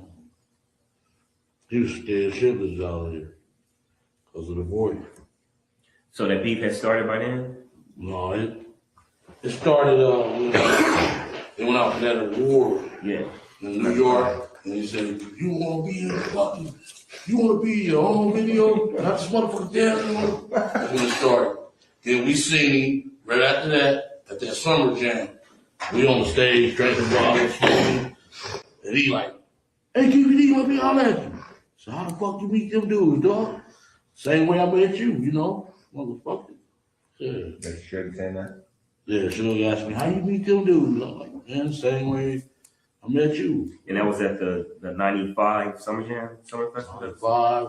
That's when One More Chance was out. Big Key, Kevin. Okay. One More Chance, Let's Go back a little bit.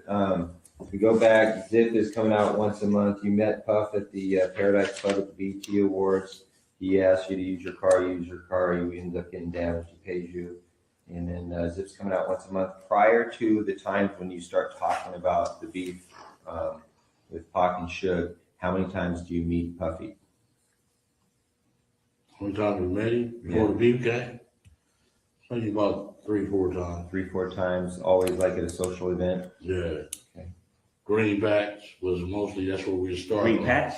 Greenbacks. Right on Sunset by the loud. Yeah. Oh. It's a little upstairs and just like a deli. Yeah. Oh, that's it's called right next to the comedy store. Yeah, then there's a strip club on the other side. Okay. So you see him at these different events out here, just kind of socialize, shoot the shit. It's nothing going on. And then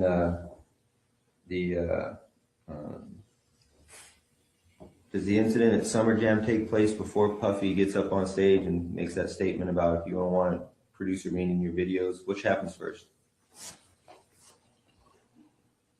I don't know. I would have to check the date. Okay, but well, I'm quite sure that the Summer Jam happened first. Cause he got jealous because Biggie took over the record charts. You know what I'm saying? Like, bam! Biggie was, that One More Chance was hot. Yeah. So when you saw him at the Summer Jam, he wasn't mad at you for being with them. Like, he was traded. He was just saying how you knew them. So how the fuck you meet them dudes? Yeah. He didn't really mess with you like that anyway. He didn't get mad at you, right? What? Yeah. That wasn't the issue. Okay, so you meet him there. Who was all at that Summer Jam? Was Flint with you then? Was he out of jail? No. I think he was in jail. He was in jail. Zip was with you? Zip. You know, your boy Win, the face that you love. Come on. Yeah. He's not even like that, man. No, he told me that. It's a face you just love. Oh. Man, my partner, man. I've been with that dude for 43 years, dude. Give my number every time. Oh. Man, show him some love, right? He ain't like that, man. It ain't like that. I don't know. It ain't like He's just trying to help himself. I'm saying, I didn't even say that, man. Just let it go. All right. Move forward. Leave him alone. That's my dog, though. Fuck it. Y'all say him? I got to. Shit. He gave me the hug of my life. Where'd he go? You gave me the hug of your life. He gave me the hug of his life. So when you're at the Summer Jam, you're up on stage and Puff is there, right? Yeah. Suge says, hey, how you know these guys? You tell After him. we leave off, he was on the other side of the stage over here. And they left off this way. When I came back, went back to the stage. I'm like, KBD, let me know that. Went over there, and he told me, man, how you meet them dudes? Same way I met you, motherfucker. Yeah. You don't know I helped his ass out a lot. Okay. Well, when you say same way I met you, I'm assuming that you know these guys because of the drug trade. Is that how you knew Suge? No, I put in, man, I started that music industry. I mean, that death row shit, man. With Pat? I did the work for that shit. Okay. All right. Well, we'll get to that. But that hadn't even started yet, really. In 95, you've already got some kind of you've got your relationship with Suge because of the money that you gave him from Pat, right? we've been knowing each other before him and Pat even met. We was little kids. Same neighborhood. No, football team, Great Compton. Okay, well, that's kind of gonna be a different issue. Let's stay on track here. So after the supervisor, you say that to Suge, and then you walk off. Everything's cool. Was Puppy scared of Suge at that time? No, he wasn't scared. Okay. Yeah, dude. Then one day, me and Zip rolling up Greenleaf, the phone rang, and he wanted to speak to me. Like, man, you think it's cool to come out there for our concerts? I said, why not? Why you can't come? Talking about Big Boy CEO. I'm like, man, that dude ain't nothing. Come on. I'm sorry, this is Zip on the phone with you? No. Okay. Zip, he called Zip home, and I was in the car. Said, hey, boy, I want to speak to you. Hey, man, you think it's cool to come out there? I'm like, yeah, it's cool, man. You know, just give us like 40, 45, 50 tickets. So Puff calls Zip's phone. Zip gives you the phone. Yeah. Puff says to you, is it cool to come out there? Yeah. You said, yeah, just give me some tickets. Yeah, give us gang of tickets. So he didn't give you no money, no security, nothing like that, just tickets. He gave us some tickets, and I brought the crew. You know, Okay. yeah. We went up there deep. They didn't show up, you know. And that's the big concert you're talking about, the tour that they were on with Jodeci and all that? This was Anaheim. This is when we brought out the choruses. So that's Anaheim. We went about 12 deep to the one in San Diego. 12 cars? Like 12 people. Yeah. And you're saying he didn't show up? You're talking about Suge? Suge, they didn't show up, no. So no problem at the concert. They're having a good time. Pop bottles already out here the whole time. Nothing else happened. No other events happened. No problems during that time, right? Right. No problem. Okay. You and Zip keep doing what y'all doing. No business or whatever. What's the next little thing that might have happened? You know, it's time went by. Because by then the beat should have jumped off or been coming that way. Yeah, that's where it started. I think the boy in Atlanta got shot. Jay. That Suge partner from I think he's from Capitol Park. Yeah. He got shot. That's what really scared the boy, you know. You know anything about that murder? And did he do it? Did Suge have something to do with it? I mean, did Puff have something to do with it? Yeah, his boy shot him. So that's the truth? You know from fact or you know from hearing? I mean, you know. I wasn't here. I know you weren't there. I was from hearing. Inside stuff or just street stuff? Inside. So Wolf did. Yeah. Dude, Wolf did kill him. Yeah. All right. There was some talk that some Southsiders were there too. Is that true? In Atlanta? No, we wasn't there. Nano wasn't down there? Nano wasn't down there? He wasn't hanging out there? He wasn't there. Okay. So Big Jake is killed. Oh, real quick, you said that Puff called you on the phone. You tell him I need like 50 tickets and I'll, we'll make sure everything's cool out here. And that's the Anaheim concert. Yeah. Then when you go to that Anaheim concert, that's when you guys That's start what he fighting. said that in front of all the people. Andre Herrera, he was there. Andre who? Herrera. He was, yeah. Andre Harrell. Yeah. Who else was in that room with him? It was just them two. Hold on. Specifically, Andre Harrell, you. About 40-some Southsiders.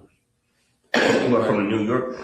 Puffy, that was only Andre Harrell and him? Yeah, Zip. We picked up Zip from the airport, Long Beach Airport. Okay, so it's Harrell, you, Puffy, Zip, and a bunch of Southsiders. And what Puffy makes kind of an announcement? Yeah, that was stupid as hell too, you know. What did you actually hear? What was the words? The best you can remember what he says. Shit, he said he'd give us anything for them dudes, you know. Yeah. We'll give you anything for these guys' head. Yeah. Where were you exactly? He was in the main. It was like he had the Navy SEALs in one room over here. We was in that middle room. The middle room was like a living room, like a suite. And the other room was like a bedroom. We was in there shooting dice. D-Mac was there.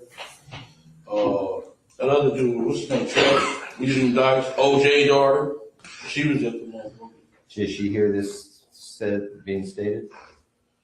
And This was after the concert. Before the concert, he stated that. After the concert, that's when everybody came back to the room, did a little party, shoot dice. was DMAC there before the concert? No. DMAC wouldn't have heard that? No. So were you in a hotel? Were you at the venue? We was at the hotel when he. Hotel. What hotel? That was at the Hilton or something. Okay. One Sheridan or Hilton? I think it was the Hilton. So you're like in the suite at the Hilton or something? Yeah. Okay. I think it was Halloween night because she had on a cat suit. And Trish had her on the bed like, make me out for me, baby. TT. OJ daughter. She was a bad motherfucker, boy. Back then. Yeah, I wanted to hit that thing. Yeah. You said there were Navy SEALs in the other room? Yeah. What for? To protect him. He was that scared of that dude. He had hired some Navy SEALs? I swear to God. Like, you know they were SEALs, or did you? He told me they were SEALs. He was Navy SEALs. And they had on their little ear things and everything. So this is after Jake got killed. So Yeah. he was on point. He was worried about something happening. Yeah. So he got miles off about a bunch of different stuff. So he was scared. It was He was scared to death. Yeah. Okay.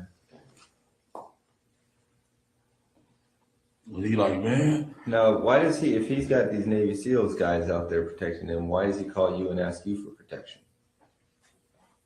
Would you rather have some Navy SEALs or some gangsters? Well, yeah, but that's my point. I mean, if you have a choice between the two, you've got some trained gun, you know. Explain to me.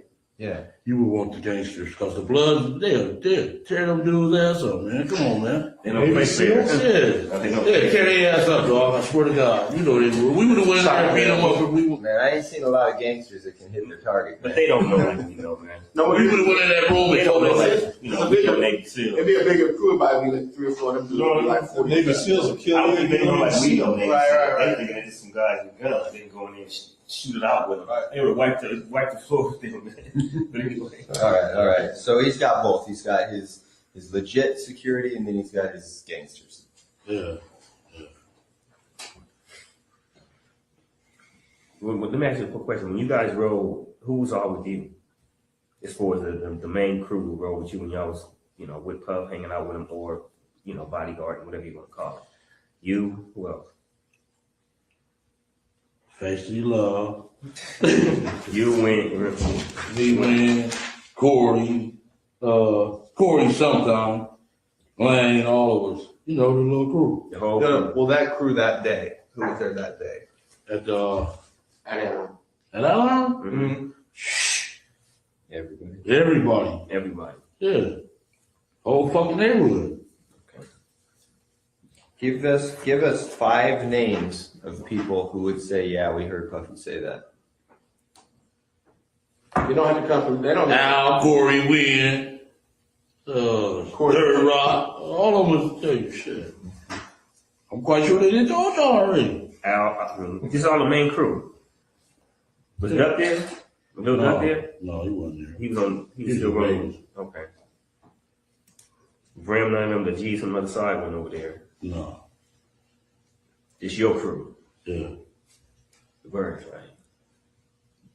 Because this Anaheim thing had to be after. This would have been after Big J got killed. Yeah, after Big J, right? Yeah. That's when it heated up, huh? After Big J came down in Atlanta. Yeah. But just to make something clear, you said previously one time you went down there with 12 people. Is that different from That was in this? San Diego. Okay. San And that's Diego. after Anaheim. This is before Anaheim. Okay. Before Anaheim. So Anaheim was pretty much the last big concert you guys went to, and that's when all that stuff happened. As far as Puff saying, you know, I give y'all this. Yeah. Then we went to Vegas, at the MGM. They got pictures and everything. Sure.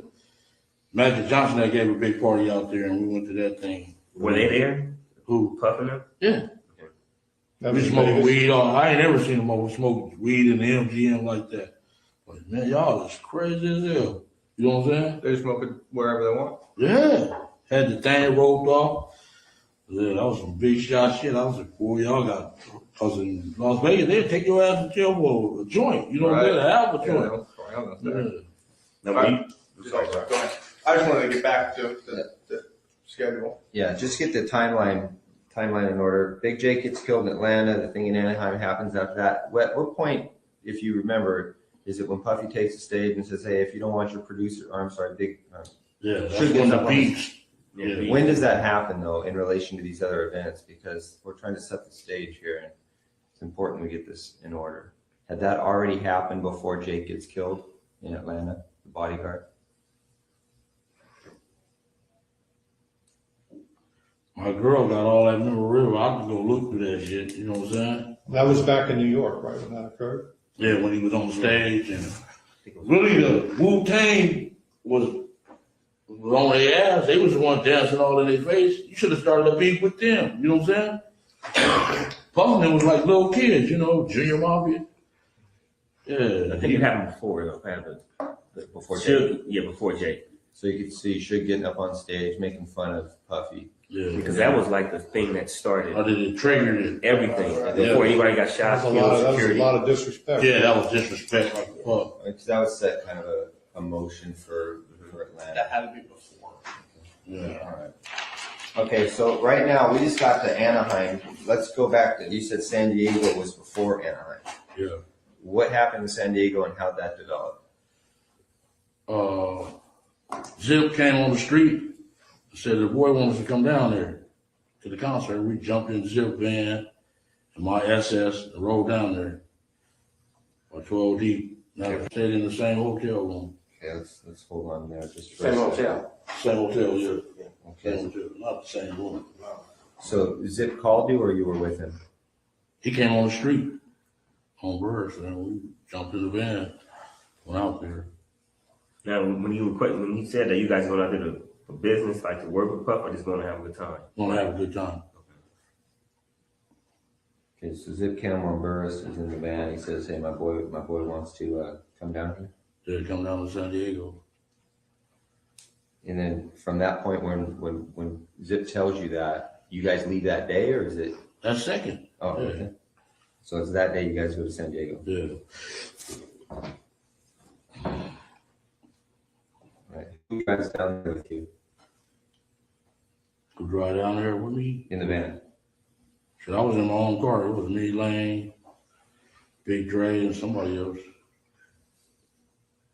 We jumped in, everybody else jumped in the van with him, the party van. What color was that van? Black. Is that a different one than the one in Vegas? Maybe you said he was in a van in Vegas, so it was the same one. No, he was in that black Benz in Vegas. Oh, Benz. Like the end, so. Yeah, he said Benz. Mercedes Benz. Okay, but you did say something about a van in Vegas. We'll get back to that. But you said everybody's in a van acting like a bitch. Oh, that was it. That was that renter van we Okay. No, it's cool. All right, so Dre, Lane, Davis, you're all in what car? You had the system pump. And everybody else gets in the van with Zip. Yeah. And you guys go to San Diego, and where do you guys stay? Wherever I don't remember the name, but the Dallas Cowboys that played San Diego Chargers that weekend. Was it near the water, or was it on the Main Street, the gas station? There was a Sheraton or the Hilton. You remember seeing water? Was it off the water? No, it was that night.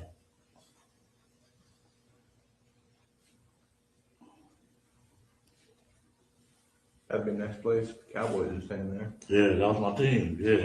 Well, that should be easy. There was a lot of girls who they groupie business.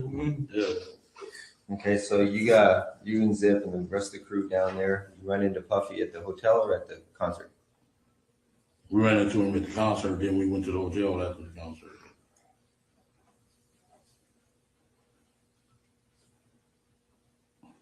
You kind of look like Emmett Smith. You could have used that. Yeah. Yeah. Okay, let's go back to the hotel. And how's that? What discussion regarding TUPAC and Shakur? What happens there? I don't think he really discussed it then. Going in, we was in the room smoking weed and the little total brawl. What's her name? Keisha with the with the Panther thing, set all of them laugh. We just having a good time that night. Okay, so no discussion about And I just want to ask a question, I'm curious. Who paid for your rooms when y'all was there? Like when y'all go to the hotel, y'all already had rooms for y'all? No, I don't pay for them. We had money, man. Them Oh, dudes. y'all was paying outside? So they were just getting started. Oh.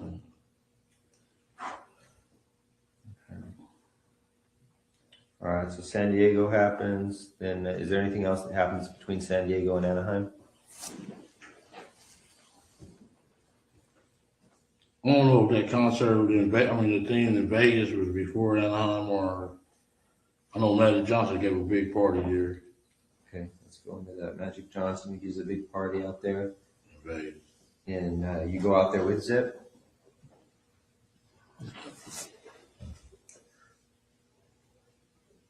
We stayed in Treasure Island. That was a Holyfield and Douglas fight, was it? Was it the Holyfield Douglas fight?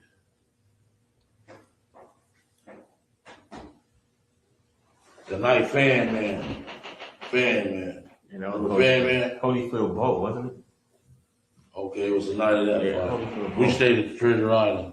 Al got the rooms for us and everything. Then Al got the room for you? Little while? Yeah.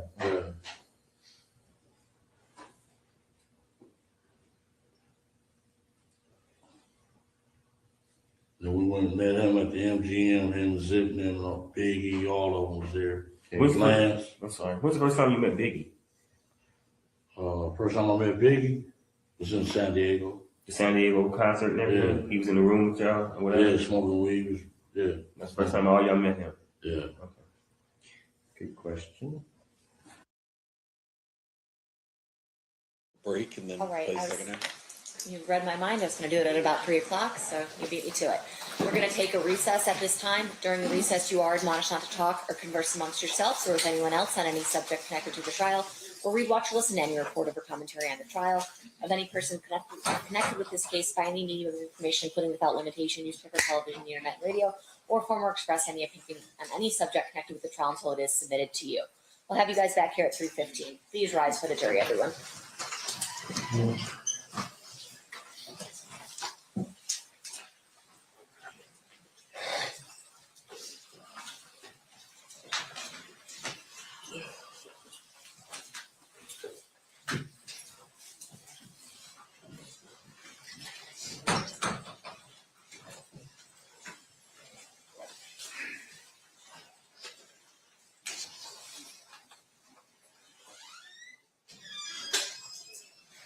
For the record, the jury has exited the room. Will be in recess.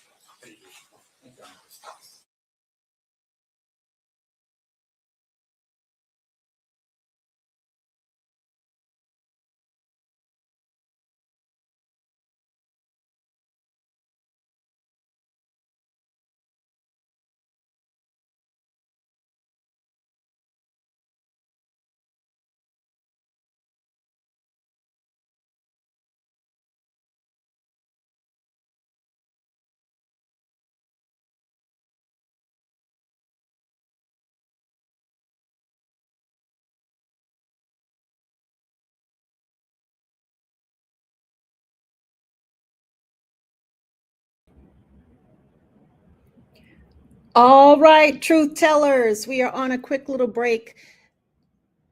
Welcome to Truth Talks Live. We are airing the TUPAC Shakur murder trial. Today is day 4 of the TUPAC Shakur murder trial. I am your host, Jody G. I am reporting to you live, boots on the ground, in Las Vegas, Nevada. This trial has been everything so far. Hit us in the chat with a hashtag. Who do you think actually killed Tupac? Hashtag Keefe D. Hashtag Biggie. No. Hashtag Suge Knight. Hashtag Diddy. Let us know in the chat what you're thinking at this point.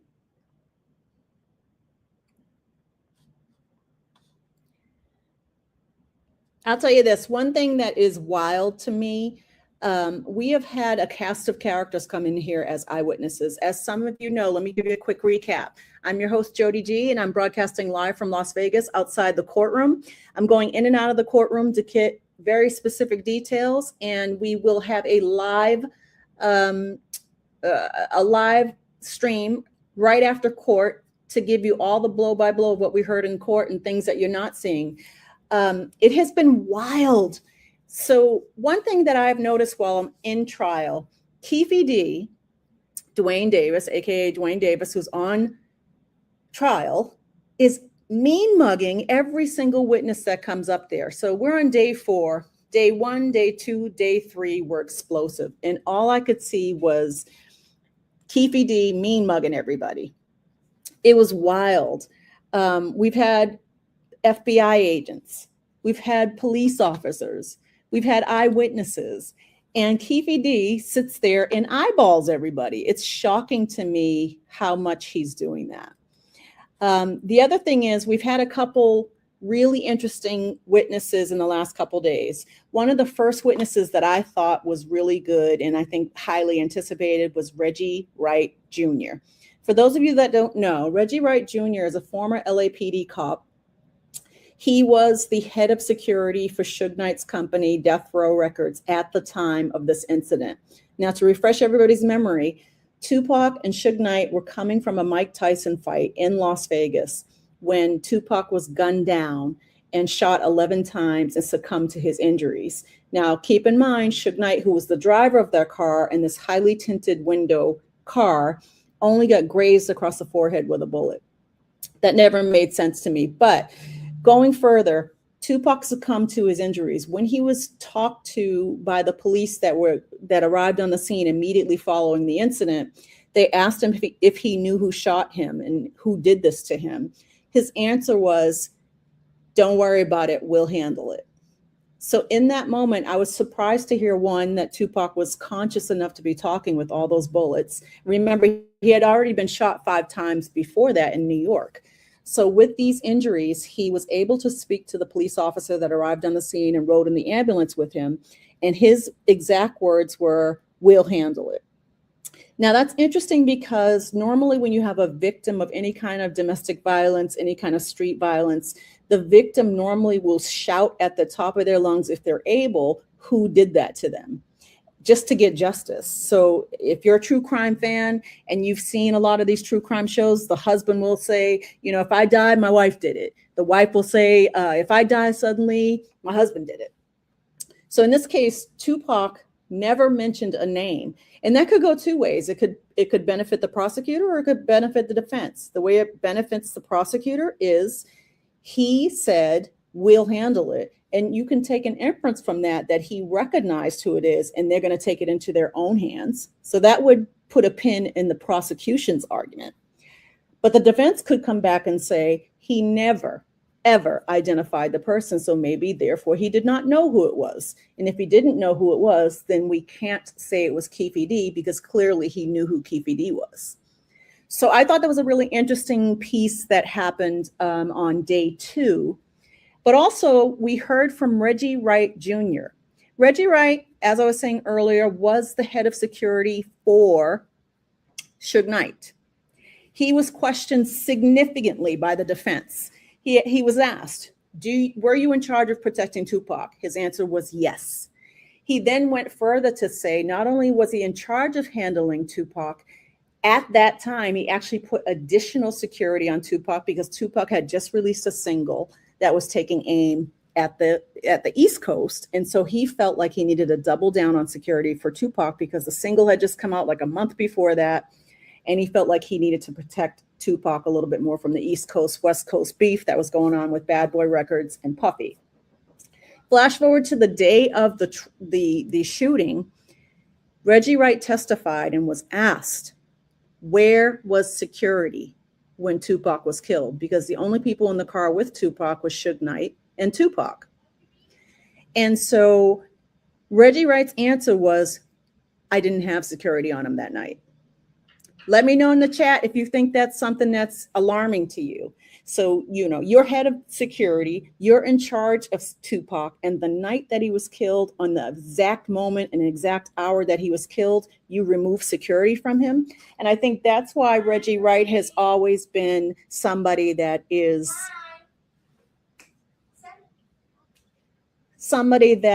been a suspect. So let me know in the chat what you think about Reggie Wright and how suspicious his actions were in regards to that night when Tupac was killed. Coming up later on, we have a couple more witnesses here in Las Vegas, and it's been nothing but exhilarating. We've also heard from several different eyewitnesses that were there the night of the shooting. Ingrid Stokes was a female that was driving a car right next to Tupac. She and her girlfriends were hanging out the window and they were saying hello to Tupac. So that's how they knew it was him. And it was at the exact moment that the shots rang out. The problem is, she said she heard the shots and she and all her girlfriends ducked down because of that natural instinct that we have to duck down. When they ducked down and were asked if they saw who shot Tupac, they said, "We did not see who did it." So they are the only physical eyewitnesses that were around and still are around now 30 years later to testify to what happened in the immediate aftermath. That bodes well for the defense, right? So the prosecutor's having a difficulty because a lot of the people that are involved in this case from 30 years ago are now deceased. And so there's a challenge here. All we have is Keefe D's words. Typically in a true crime case, in a murder case, you will have eyewitnesses, you will have forensics, you will have a murder weapon, you will have all kinds of other elements to prove that the defendant is guilty. In this case, the prosecutor only has Keefe D's own words from his book and from the podcast interviews that he did, where he basically placed himself at the crime and took credit for it. Now, flash forward 30 years, they prosecuting Keefe D, and the defense's perspective is Keefe D is a liar. He was lying back then when he wrote the book. He was lying because he wanted to make money off the book. He was lying because he needed to make money because he had cancer. He was bragging because he wanted to have street cred. So the defense's perspective, and it was really interesting, they put up a card on the projector for the jury. There was one word on the card. The card said, "bullshit." I have never in all of the trials that I've watched and covered seen a defense attorney put one word on a card and it says bullshit. And he literally, as a defense attorney, which I thought was really smart, said, "Don't listen to my client. He's full of shit." So this has been an interesting trial. We're on break right now. We're coming back in a few minutes. I want you to like and subscribe this channel. You're watching Truth Talks Live and you're watching the Tupac Shakur murder trial, day 4. We need you to like, smash that subscribe button, and also hit the notification bell so you can know when we go live. We have lots of folks coming up this week on this Tupac trial. We have defense attorneys, we have prosecutors. We also have a couple eyewitnesses that are going to be giving us exclusives. I am Jody G, your host. I knew Tupac for years before he passed away. I have some exclusive stories that I'll also be sharing here on Truth Talks Live. So thank you so much for being here. Give a few shout outs to people that I see are new in the chat. Jose L. Medina, thank you for checking us out. Daryl Mason 5574, we see you. Thank you so much, Claudia De La Cruz Perez. Doughboy 2414, we see you in the chat. Garrett A. Young, we see you in the chat as well. George Naval, coming back to Truth Talks Live. Help or super chats, and we will give you some live shout outs on live broadcasts and live streams.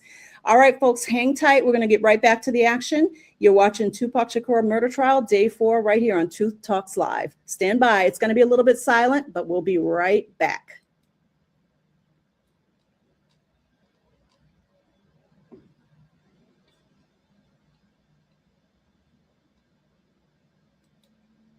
Become a channel member today to receive a gift from Morning Mic Drop on Truth Talks Live. Tap in for real news where your voice matters. Wow. Wow. Thank you for the super chats coming in. Please. Thank you for subscribing to Truth Talks Live. Be sure to like this video now to keep our algorithm high.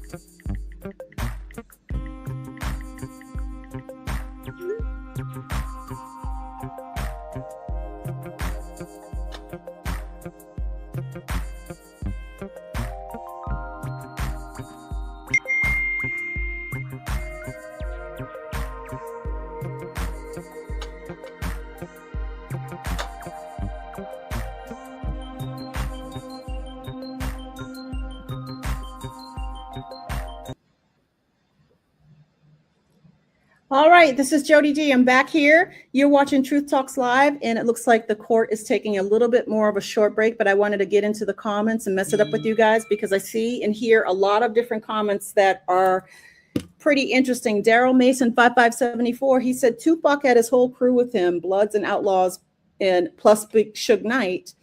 He's saying how much security do you need? He only needed one guy. The cars were lined up wrong. That's why Tupac got shot in Las Vegas. If you've ever been in Las Vegas and you've been to a Mike Tyson fight, you have to remember this is Mike Tyson at his heyday.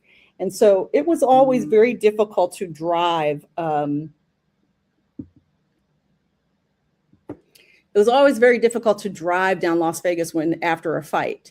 So I always found it interesting that whoever shot Tupac had to know exactly where his car was. And not only that, they had to know exactly where he was seated in a tinted window car. I always found that interesting. Do you guys find that interesting at all? Hit us in the chat and let us know. We see a lot of folks on Facebook. I want to thank everybody across all of our social media platforms. We have Facebook, Instagram, YouTube, watching us right now, and people over on Twitch.